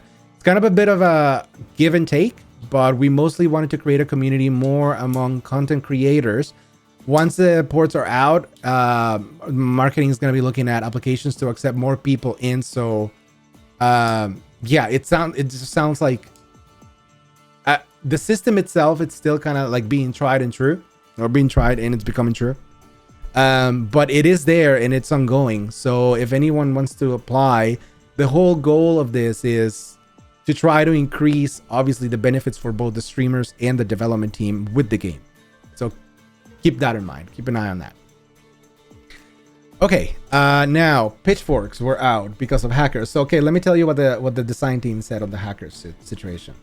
So back with our first role survey, before the role revival update happened, we heard a lot of people saying that it wasn't very useful to be a hacker, since opening a bunker costs electronic parts, and if you needed those for the objective, it wasn't worth it. So they removed the parts cost. As for opening the Truth Serum lab in Armory, it was a similar line of thinking as the scientists. We like the Armory and we like the Truth Serum lab. They're interesting buildings that can change the way a game plays out, and before the role revival update, we didn't see them getting a lot of attention outside of advanced lobbies, which is actually a very important point. One of our designers played over 75 public normal matches, and out of those matches, the Truth Serum lab was open exactly one time. What? Out of 75. No, say that sentence again. Yeah. So out of one of the designers play over 75 public normal matches, and out of those matches, the Truth Serum lab was open only one time. So we decided to make it easier. So we decided to make it easier to open them. Of course, that also made the hacker pretty strong. Rest assured that we're still working on fine-tuning that balance with the hacker's abilities. So, still in the works. Still something that continues to be reworked. And okay, so let's talk about traders now. And we'll take that as the last one. We can move on to another question. But I also, guys, remember, I have to help make the game, so it's probably going to be the end to this relatively soon. But for now, let's go ahead and continue with this. So the last role that we'll touch on is traders. Our designers actually said something that's important to us with traders is to be able to give traders options. Remember, balancing those options. Options for sabotages, options for roles to fake, and options to how they're going to take survivors down. So we added more sabotages and made it so a trader could reasonably fake any survivor role. Now, that being said, we want to encourage traders to learn or to lean into the deception of the game, as opposed to going off on their lonesome and juicing up for one final battle. That was the intention behind adding the trader shop system, to make it more difficult for wolf traders to survive on their own. So see, it's all about balance. Unfortunately, this did end up backfiring a little, in that we heard from a lot of veteran players that they feel like they have to optimize and often go out boxing alone in order to stand a chance against survivors. Rest assured, we're working on this. It's something we're paying very close attention to and have had a lot of discussion about. There you go. That's from our designer's mouth. Straight from the designers. Straight from the designers. The players feel like being a trader is all about defense now, and that traders feel a little bit weak. What do you make of that? I think based on the feedback that we have right now, it seems like a justified thing. So we will fix it. I think that's as much as I can really say, just because promising stuff sometimes is a little difficult. Just I don't want to disappoint anyone, and I don't want to put our development team in like a rough spot. Get out of here, Moose. But yeah, we are actively looking into it and working on it. So, okay, silly thing. I kind of want to. Reckless Napkin, also known as Jason Bourne, is wondering how does Sleepy play Trader? But also, Allie wants to know why are Trader boxes now free for defectors? Oh,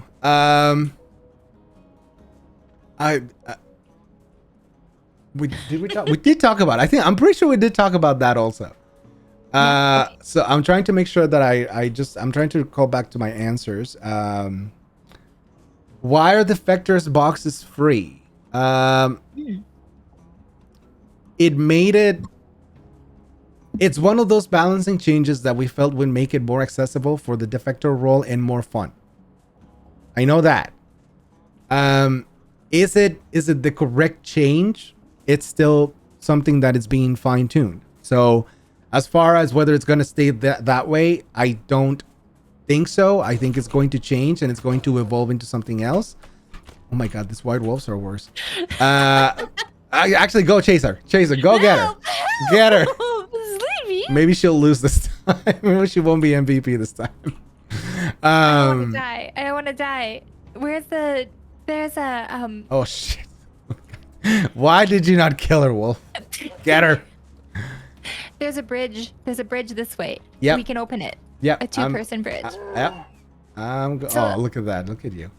I've read some feedback that with the most recent changes that there have been less opportunity for fun social deception plays.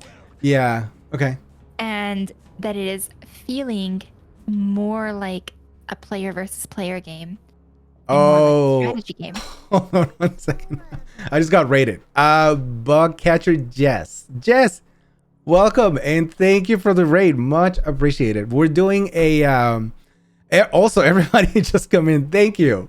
Welcome. We're doing a Q&A for Project Winter, the game that I helped develop here in Canada with Other Ocean Interactive. So welcome to the stream. It's a bit of a focus stream right now on answering questions from people. So if you know Project Winter and if you have questions about it or feedback that you would like to suggest, please by all means go ahead and drop it in the comments. We're actually getting through as much as we can get, and whatever doesn't get answered, we will definitely suggest that you go into our Discord and put it there. So if someone can type up the Discord really quick, that'll be awesome. But anyway, welcome to everyone that just dropped by. Hopefully you'll find this entertaining as well. So, all right. Cool. That being said, my God, I never get used to seeing raids. It's always such a like warm and fuzzy feeling. Thank you so much, guys. Much appreciated.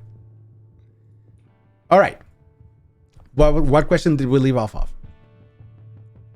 I think I was asking you.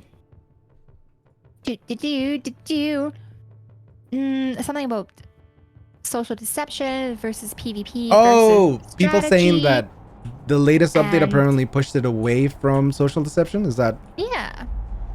Come open this up with me. Never mind. No, Bear. open it. No, Bear. Bear. I'm here. Hold on. It's gotta be something good. Oh, perfect. Okay, I got this. Oh, shit. Okay, well, no, I don't got this. Now, well, thanks, Bear. Thanks, Sasha. Okay. Oh, we're dead. How do you still have the MVP? MVP. How do you still have that? I'm okay with that. This is so freaking frustrated. Okay. Yeah. I think we're kind of like, it's funny. The more that we have these questions come in, the more we go back to the original answer that I was giving. I don't think that we necessarily have an issue right now with how much the latest update pushed the game towards less social deception and more individual play. I think that we have tried to mitigate that problem by adding different ways of playing the game with the new roles, with the balancing that we have done for those roles, with the features themselves that we're adding. So I would like to see if this is really one of the problems that the community feels like it's more prevalent, like the fact that the roles are now pushing things more towards social or solo play rather than social deception. I am willing to listen to that, of course, absolutely. But I want to have a conversation about it because I feel like my development team has a good case for saying that that's not quite the case. And in fact, most of the conversations that we have, all right, I'll go a little bit into the development cycle. So the way that we structure our releases, right? We actually get together after we launch an update. The first thing we do after we launch an update is we get together and try to plan what should go into the next update, right? So how long is it going to take us to complete this much work? So we go in sprints, is what we call it. We call them sprints. So in each sprint, there is always, when it comes to balancing and when it comes to roles specifically, there is always a discussion during our sprint meeting about how do we create more social deception. So the idea of social deception is one that is prevalent in our minds constantly as we develop the game. So our designing team, our designers are always keeping that at the forefront of their improvements, their ideas, their creativity, or their creative process. So when someone comes to me and they say, again, remember the squeaky wheel sometimes is the one that gets the oil, but that's not always how it should be. So when someone comes to me and they say that it feels like the changes that you're implementing are pushing people more towards playing solo than being socially deceptive, I feel like that there's a discrepancy there, that it's possible that the person who is experiencing that is not necessarily seeing the whole picture of why the changes are being made. Now, again, it's entirely possible that the person that has this complaint or the group that has this complaint, that they have a valid reason for feeling that way, and that's what we want to explore. But overall, I want to make sure that I'm giving my development team enough time to analyze the data that comes out from those suggestions and that feedback to make the correct calls and to be able to find the original problem that's causing these feelings. So while I may say right now that I don't feel like there's a severe problem in that regard, does not mean that the design team is not constantly looking at addressing those comments and trying to find the root problem of where those feelings are coming from. So I myself, personally, as the development director or as the producer, can tell you that I think we need to give the team the update and the community. We need to give time in order for that to be properly vetted, for those problems to be properly analyzed. Yeah. And once we actually have those answers, then we can actually come up to a resolution of whether it needs to be addressed or not. But for now, give it time. That's all I gotta say. Give us time, let it mature, see where it goes. I have 3 comments in response. Sure. Stellar says, anecdotal evidence is the worst, but most effective evidence. That is true. Asparagus Daiquiri says, I would love to have a chat about how the game is now more leaning towards PvP. Feel free to ping me on the Discord anytime if you feel like it and have time for it. But I have strong feelings about this issue. Social deception is the #1 reason why I play this game, not generic PvP, because there are already thousands of PvP games on Steam. Absolutely. On Steam, sorry. And feud social deception. And it pains me to see the game go away from the one thing that made it cool and different. And then GIMP adds into this discussion part that the more serious imbalanced issues seem to arise from issues in the high experience lobbies and the imbalance between people who have 2 years of experience versus brand new that are totally new. Okay.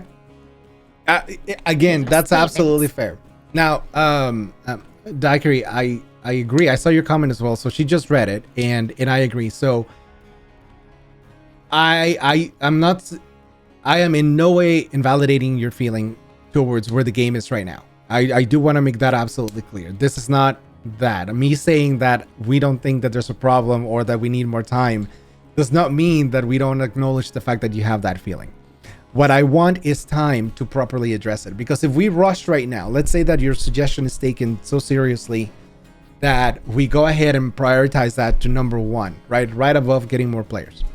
And we decide that that's the next thing that we have to address, and we rush to implement a solution and we end up causing more problems that we can solve because we don't have the answer to what the root of the actual problem is, that becomes a much, much bigger problem. So when I say give us time, I mean, let us analyze the data that comes out of every update. Let us actually go through it with a fine-tooth comb and see where improvements can be made that continue to push us towards the social deception game that you like.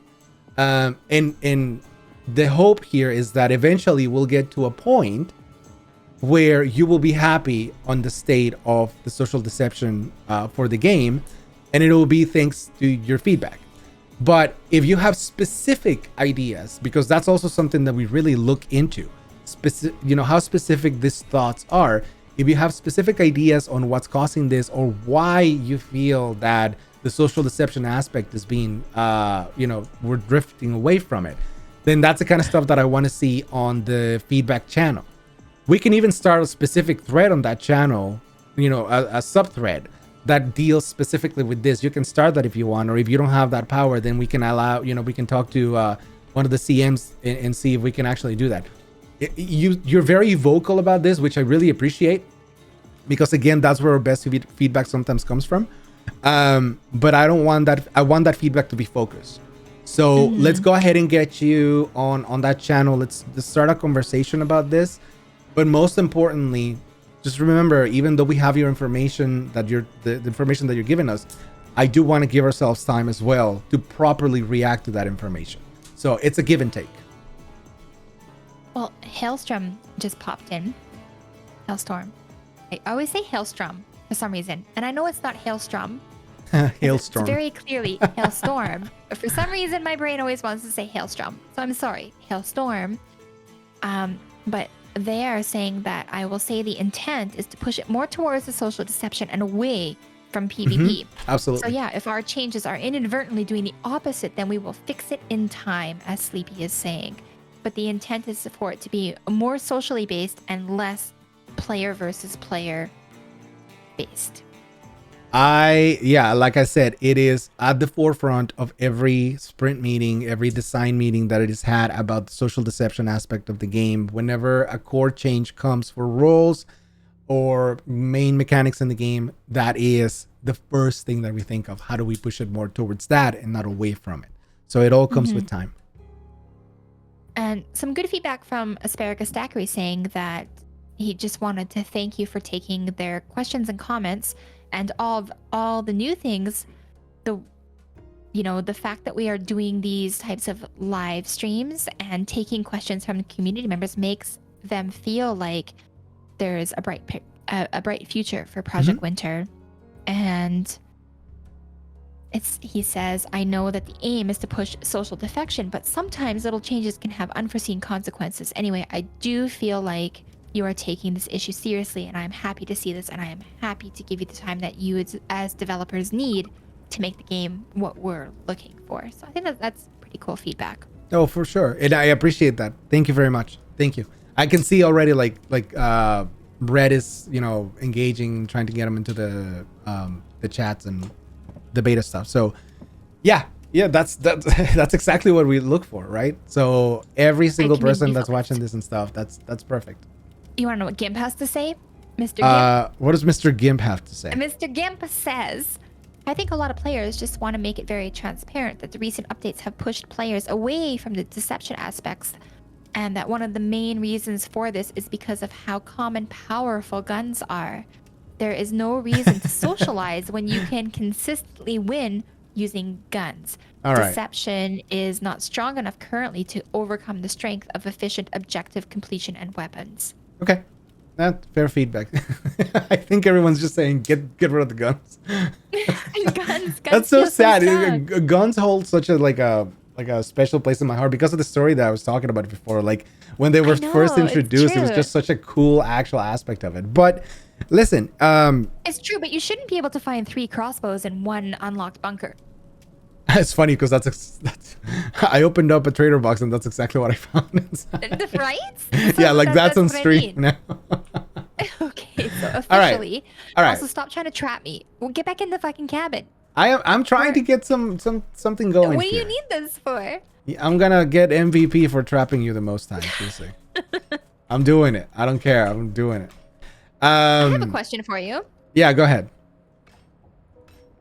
So how has the ongoing development of Project Winter changed over the years? Going from a Steam-only release into Xbox, PlayStation, and Switch. What has that been like for you guys? Well, it's funny. The sports snowman. Okay, I'm going back to the cabin because I actually kind of need to pay attention to this question. Just because I have a lot to say on. So it has changed radically. It's just imagine the difference between having to only publish an update for one platform versus having to publish it for 6 or 7 platforms. Because for those of you who don't know, the PlayStation 4 port will also be compatible on PlayStation 5. So that's really developing for 2 consoles at the same time. But then within these platforms, they also have different regions. So for example, the Asian regions are separate from the American regions and the European regions. So all of this is to say that our process became very intricate once we added the consoles. We started with Xbox and Windows 10, and that was fine, and it was fun, and it was nice to see that we could actually add more variety in terms of players to the game and all of that. And then we decided to push it even further. The core development of Project Winter hasn't really changed that much, but how we go about and how efficient we are in making the updates, that actually kind of has improved a lot thanks to the ports. So it's a shit show to try to coordinate all the people that we need to coordinate in order to get all the ports synced up. But thankfully, we have an incredible team. Project Winter is, I honestly can tell you, I've been in the gaming industry for almost 20 years, and I can tell you that the Project Winter team is honestly one of the best teams, if not the best team that I've ever worked with. And I think that shows in the game, and it shows in the fact that we're able to put it out on Steam, on Windows, on Xbox, PlayStation, Switch, etc. So how we go about creating the fun stuff in Project Winter hasn't really changed since the beginning. Not a lot anyway, but how efficient we've become to actually doing it, it has changed a lot, and it has changed for the better. Hailstorm says guns are supposed to be rare, combat is supposed to be cumbersome, and use your words before weapons is what you guys are striving for. Right. But getting there is hard. Right. Which is true. I feel like I used to use a lot more words and a lot more delay tactics, like when I was younger in my Project Winter career, and now it's more, I need to get strong, I need to get weapons, and I need to get buffed. Right. Less lies, more action. But let me ask you one thing. It's true. That is true.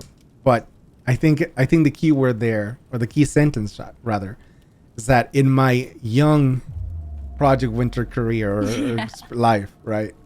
So here's the thing, Ali. You are a very experienced player. But I can tell you one thing. I think, just from watching you play, I think you have become accustomed to your playstyle to the degree that you probably don't feel like you need to try something different. Or you even think that you can't try anything different because, it will take away from the fun. But as experienced players, one of the things that continues to make you a better player, and this is not just for Project Winter, but for any other game really, is to try new things and how to continue to grow your skills by trying those different things. So an experienced player in Project Winter is going to have a specific play style. If they want to change it, they should. If they want to experience the game in a different way, then they should. That's not to say that there aren't problems with the current implementation. Like, I think we proved the point on stream. I opened up a trader crate. It had 3 crossbows in it. Is that a lot of guns for a match? Absolutely. Right? Yeah, they're not rare anymore. So that is definitely something that has to be looked at. But even, okay, so Pizza's saying, I don't have a play style. But even that in and of itself is a chaotic pattern that could be explained as an actual play style. You don't get out of it just because you think you're chaotic, friend. But yeah, so I don't know. I think it's a matter of balance. Again, I keep saying that word. As an experienced player, you can try different things to keep your game fresh. As a new player, you're not going to know what the fuck you're doing anyway. So you're going to be trying new things whether you like it or not. That's just kind of my 2 cents. But yeah. Yeah, Reckless Napkin, also known as Jason Bourne, is saying with regards to guns that we used to be kind of in that position, but guns were not as effective as before. The reload and aiming time was much longer, but I feel like with the free weekends and the increased complaints from newer players that guns suck, it has pushed things into another direction where guns are maybe a little bit More too accessible. strong. More accessible. And I think that makes them strong by definition. So, okay. Yeah. I mean, 3 crossbows in 1 crate. I think that needs to change. But he's also saying like it's a bit different for us because we play with the same people every time, which is true. Yeah, that is true as well. Yeah. We're playing together. Like when we play Project Winter, all 3 of us are playing it together at the same time. We don't like. I very rarely, for me, as a Project Winter player, I'm very rarely loading into a game solo. So that's a whole other area of game development that I haven't even really put much thought into myself, which is working on and balancing a game like Project Winter for players like me who play with a core group of people versus Project Winter players who play solo. Right. It has to be enormously different. Like, do you want to tell us a little bit about that? I think you just did. I think you yourself actually told us everything that we need to know. You're absolutely right. The experience varies depending on how, who you're playing with, how experienced they are, how that stuff. There's another comment also that came from another person on my stream, Delkimin. It's so hard to push yourself out of your comfort zone due to how accustomed we've gotten to it. Absolutely. But imagine, what would you rather? Let me just put it this way. What would you rather? Would you rather change because of your own accord, or would you rather I push you to change? Which one do you think you'll enjoy more? I don't know. That's a hard fucking question, but okay. Pizza says, I push Sleepy out of his comfort zone every time. That is true. You do. I've definitely been pushed to play outside of my comfort zone. I'm a terrible liar. We all know that I'm a terrible liar. Everybody knows that I'm a bad liar, so it's pushed me to be more combative and more aggressive and things like that. I'm not necessarily, I don't know how to describe it. For me, so because of my inability to lie and be deceptive, for me, I have been forced to be a little bit more aggressive, like PvP wise, which is interesting because I don't like PvP focused play, but I'm bad at lying. I'm bad at the social deception because people know when I'm lying. It's not fair. It's not easy. It's not easy to actually try to engage in that sense. That's why sometimes you may actually fall back into your comfort zone and just try it the other way that it's tried and true.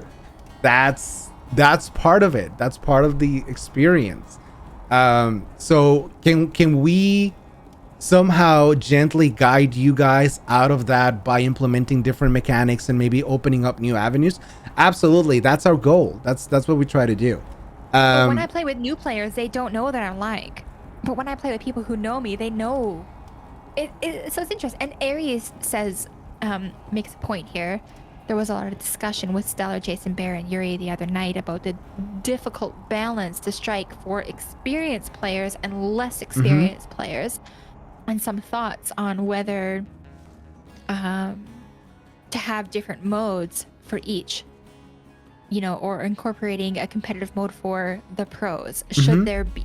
But we talked a little bit about that closer to the beginning of the stream. We did, yeah. Whereas, like, you don't really want to separate the pros from the new players. That it's more interesting if you have everybody together, right? Yes, but also mainly because if in the instance that the more experienced players actually do want to go off and do their own thing, they don't want to be putting the time into the, playing with less experienced people. We do have custom mode. That's what custom mode is for. Not only to explore old features that we throw back in there, but also to build your own play style. You save your loadout, call it hard mode, tweak any settings that are available to make it a little bit more difficult and competitive, and then go at it. So I don't know. I feel like adding something else on top of that would be a little bit of overkill when it's already available. But I actually, what's one of the things that I miss the most about the community? Tournaments. We used to have tons of tournaments before. I think it's something that people would enjoy if we were to engage again and try to actually do again more consistently. Why not? Why don't we take it that avenue first, right? Before we actually decide we want to do something that is that it's more targeted towards opening up a brand new game mode that already can be done, that it's not absolutely necessary. So that's kind of my thing. And personally, I would love to see those tournaments again because they used to be so much fun. We just need community members to facilitate and create tournaments, I suppose. I see what you did there. Tournaments, do I hear creative mode for Project Winter to become available? Asks Reckless Napkin, also known as Jason Bourne.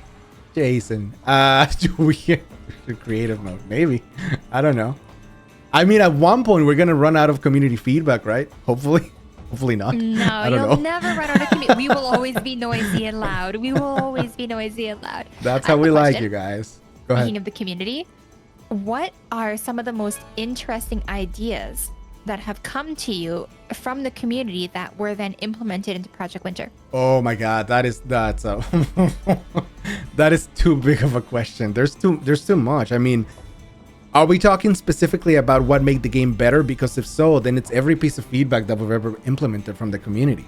Are we talking about a specific feature? Nothing absolutely like certain comes from it other than the toaster.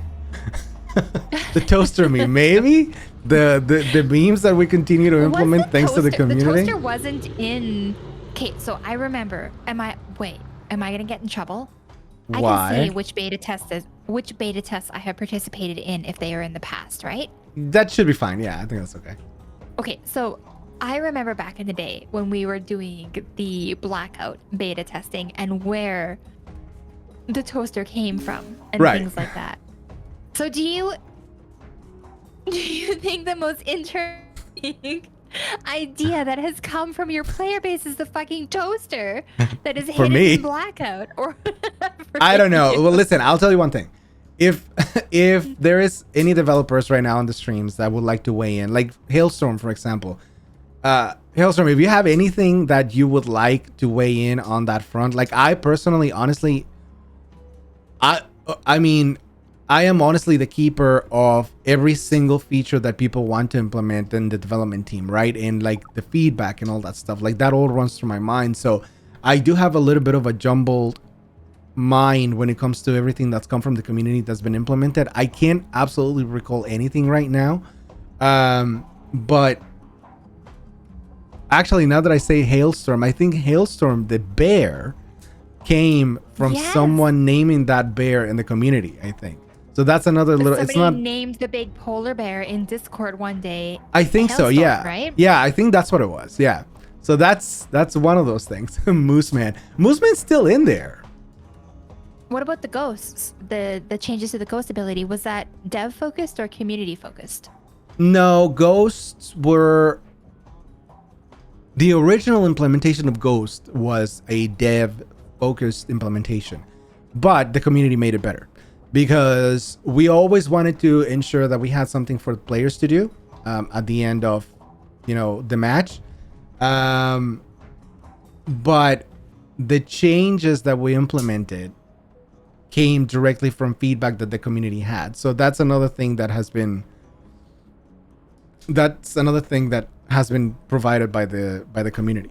Anyway, that being said, yeah, there's a lot of things there's a lot of things that the community have provided. This is it's almost like a community made game in the sense that a lot like we kind of provided the original pieces of the puzzle and everybody else just came in and like arranged them however they wanted, and like that's what Project Winter is now. So yeah,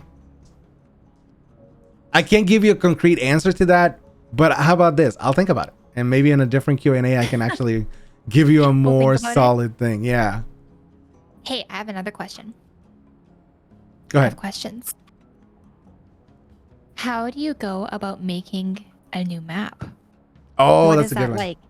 Is it mechanics? Is it artistic vision?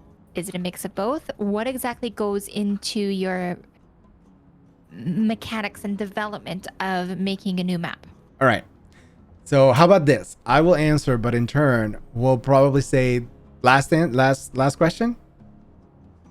My last question? That's a good question. It's maybe a good question for the last question. Yeah.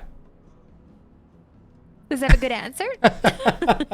Well, it has a technical answer, which I think people will be interested in hearing, but it's nothing Tell like. us about how you guys make new maps. We want to All know. right, I'll answer that, but then you got to pick a question that is going to be our closing question, and then we'll leave it on that one for the next Q&A. Deal?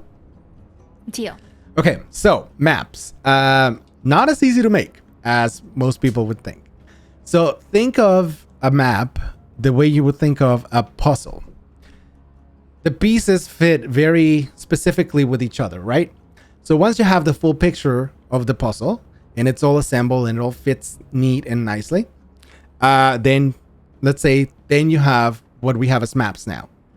Now, it's not impossible to take those pieces off and rearrange them in a certain way to make a different picture. It's not impossible to do that, but the pieces are not going to fit right away with each other because they need to be reshaped, so to speak. So that's what happens with a map. It's mostly an artistic task. It's mostly an art task with a lot of input from design and support from code. So design will say, I almost slipped on something. So design will say, okay, this is what I want the next map to be like. I have an idea that I think will be really cool, and it'll be a theme map and stuff, right? And then they will draft up a spec that they want to see, and then art will come in, and art will look at the spec and say, okay, yeah, this can be done, so we're going to go ahead and rearrange the pieces of what we already have in specific ways, and we're going to make it look in a specific way. We're going to change the lighting. And so for most of the time, once the spec is actually drafted for the new map, then it's just a matter of art coming in, reshaping the pieces so that they fit together in a different way and create a whole different picture from what we already have. And then sometimes in comes code and they offer support when it's needed, but most of the time is something that just happens with our artists. The fun thing about it is that we do have a lot of options for variety that we can implement with relative low effort. It's just a matter of time. Not super difficult to do, but something that takes time. So come here. Are you near the cabin? Come here. Yeah, I'm outside. Come on. Where are you? No, you don't get to have MVP. I refuse. Oh no, I get the MVP this time. Come here. No. Come here. No.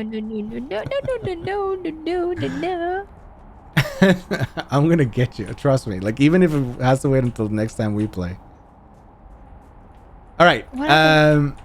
So, did you find another question that you wanted to ask? So I one more question, right? All right, last one. No, what about people in chat? What if they have more questions? I do have a good question. I have a good question from Stellar. How about we make it a two-parter? We'll keep all of the questions that are pending, and then we'll do another one soon. All right, I have a question from Stellar in Go ahead. particular, which is great because I've always been invested in the lore channel. So the Project Winter has a Discord channel, and one of the channels within the Discord channel is the lore channel. And I live in Canada, and I have family members that were involved in the history of the exploration of Canada's north. So I have family members that were pilots that were flying and exploring the Canada's north and the interesting things. And I remember a very, very long time ago, a specific developer, perhaps somebody I might be talking to at this moment in time with regards to lore, mentioning in passing that there are Project Winter lore is very complex, it's very interesting, but there are different areas and different tiles within the game that are from different areas in history, different times in history, and that there might be some time travel and some time exploration Correct. and things like that. That there are, you know, there are hints from World War II, World War One, kind of thwumped into there, and there's little clues and data and information about interesting things from real world history in Project Winter lore. Right. So to pile onto that whole statement, who Leak. makes the lore Yeah. and how is it developed for Project Winter currently and into the future?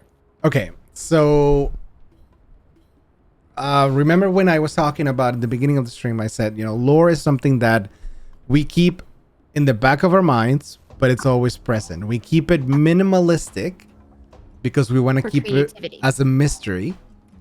But there is an idea that rules over all of it, that is the lore of Project Winter.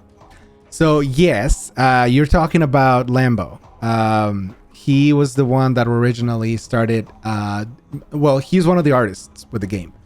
So he does a lot of the lore. How the frick do you continue to miss that bomb?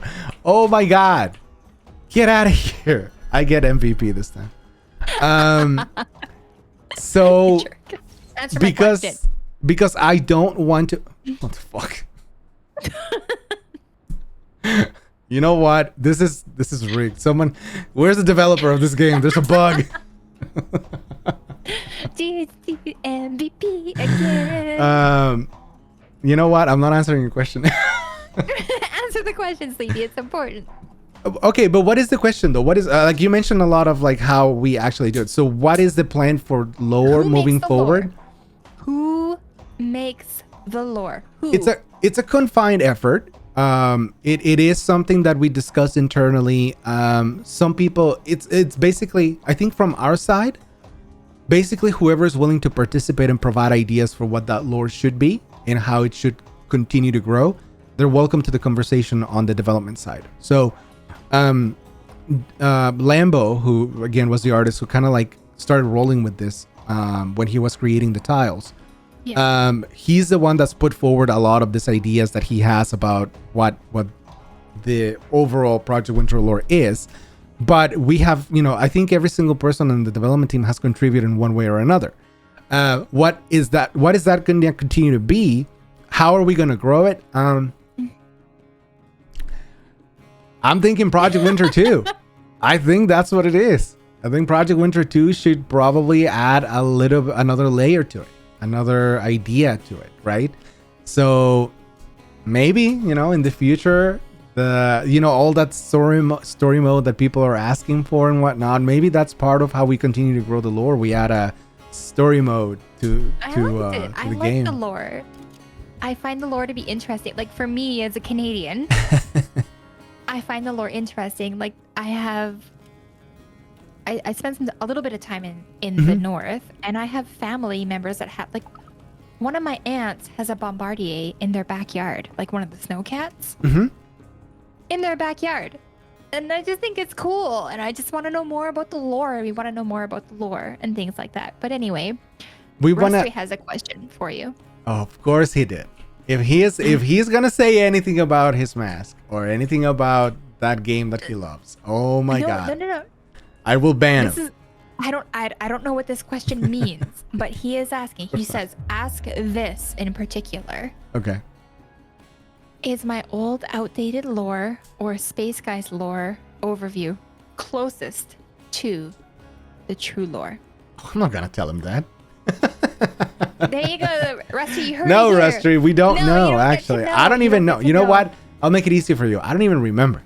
So I am not going to answer that. I'm interrupting you because it's It's panic attack. It's quick I'm- attack. Ask your questions here because we're ending stream right away. So quickly, Yeah, ask we're your gonna. questions.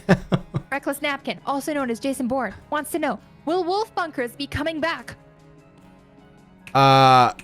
Yes. Like I. See, this is What's the one of the best game? Go problems ahead. with how many changes happen in the game. Yes. Okay. Yes. Let's say yes. Snowmobile when? Snowmobile when? Oh, wait for the Project Winter roadmap. Wait until. Pistols when? Never. No more guns. Less Vehicles guns. Vehicles? Well, Vehicles when? that kind of goes along with the snowmobile question. Wait for the Snowmobiles roadmap. when?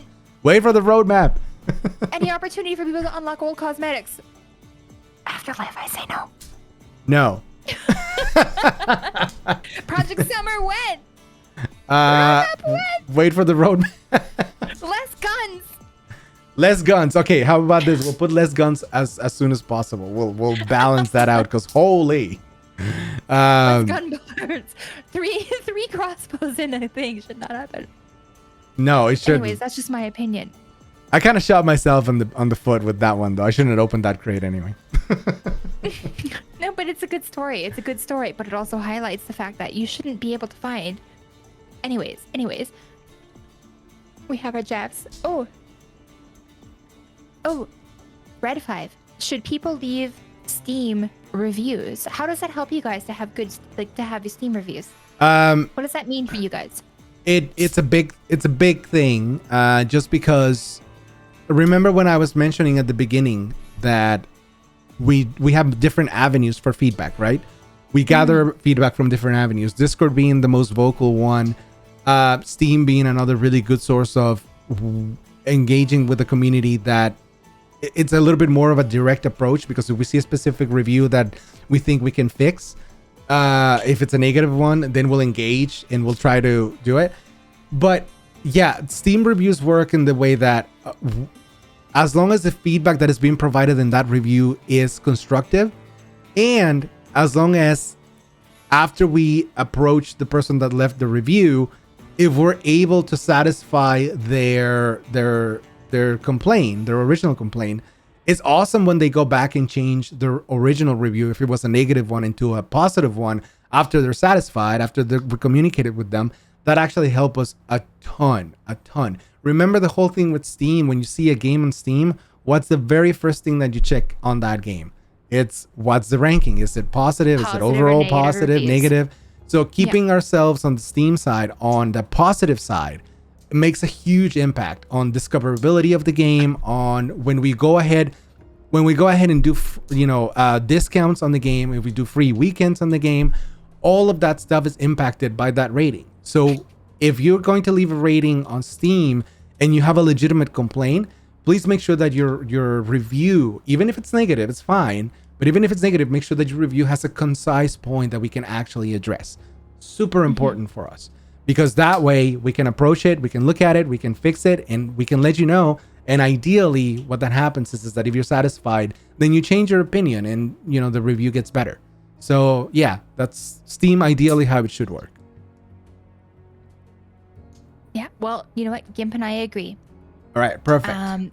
The option that Project Winter players and your fan base and your community has to interact with the developers of our favorite game is highly appreciated. So thank you for taking time out of your personal life and out of your private life and your time off to spend this time being held captive in the Project Winter cabin for us to ask these questions to you. We appreciate that you've taken your time out of your personal life away from your family to do this. Oh, of course. And yeah.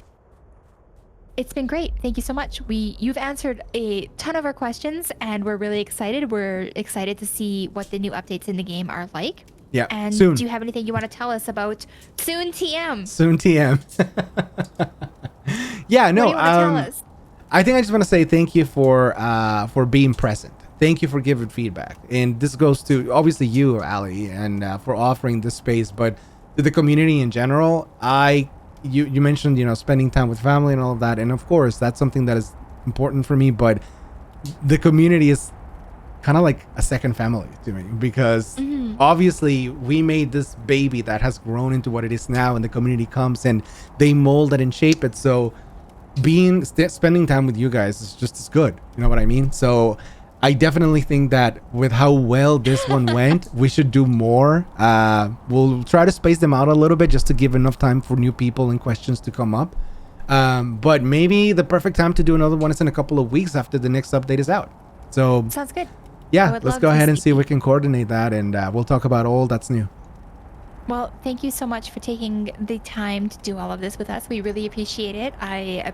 I'm happy. As a player of the game that you have helped build, I appreciate it. I appreciate the game, I appreciate the community, and I appreciate the people that I've met, because it's been good for me. So thank you, everybody, and hello, everybody. Hi. Hi. Hello, and thank you.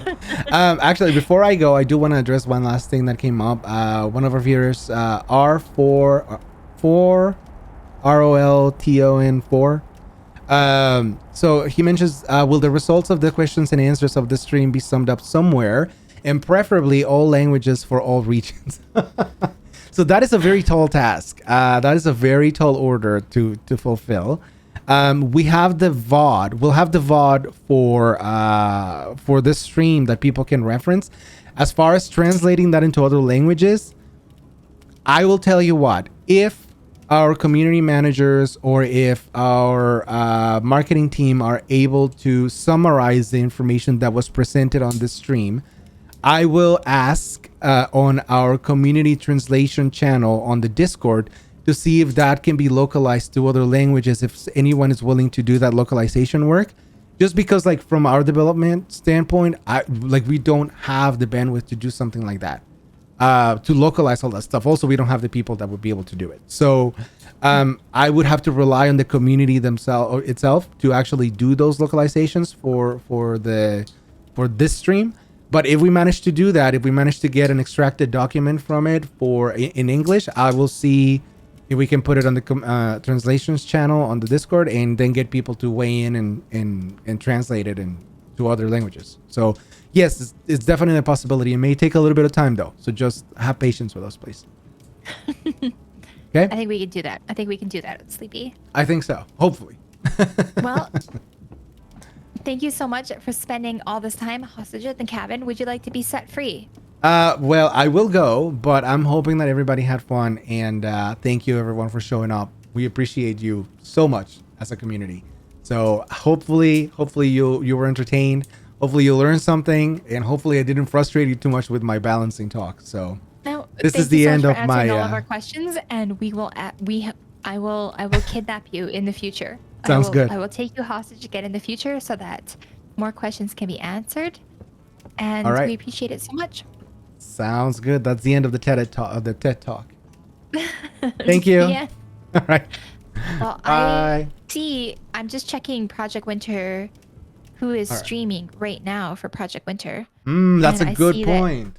Yeats is currently streaming, and Yeats is a Project Winter partner. And because he is part of our community, I'm gonna raid over to Yeats and say hello. Oh, can you send me the username so that I can do that too? Yeah, absolutely, I can. Excellent. And Sleepy, thank you for taking the time out of your day to do this with me. Absolutely. Thank you. Do it again some other time.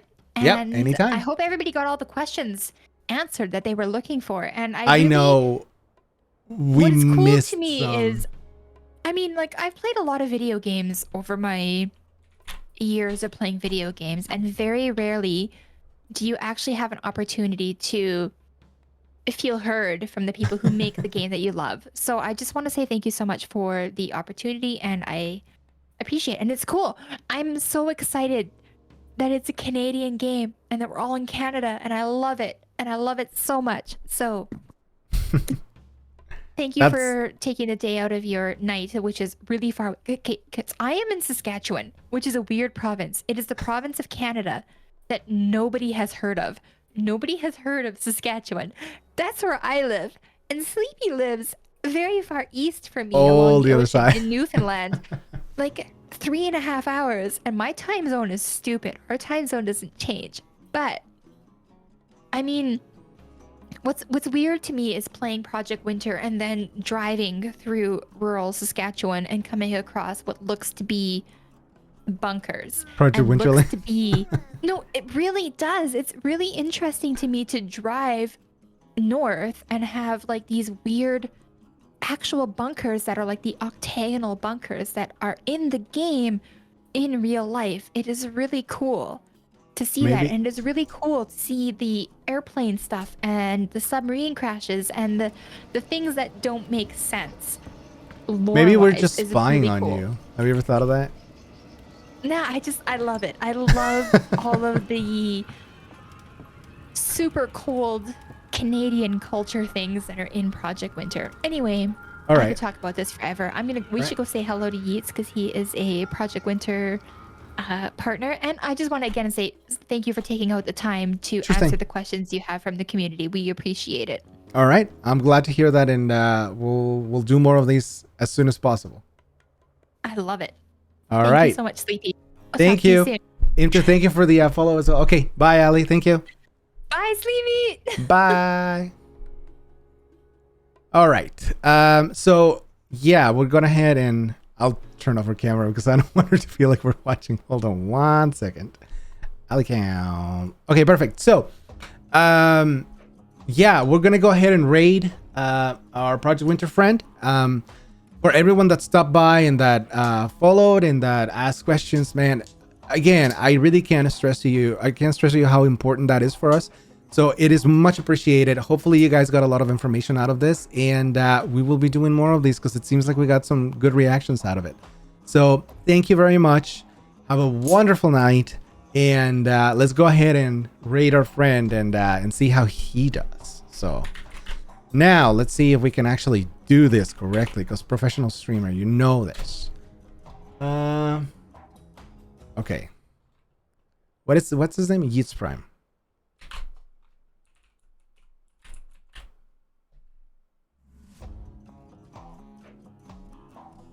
Let's see.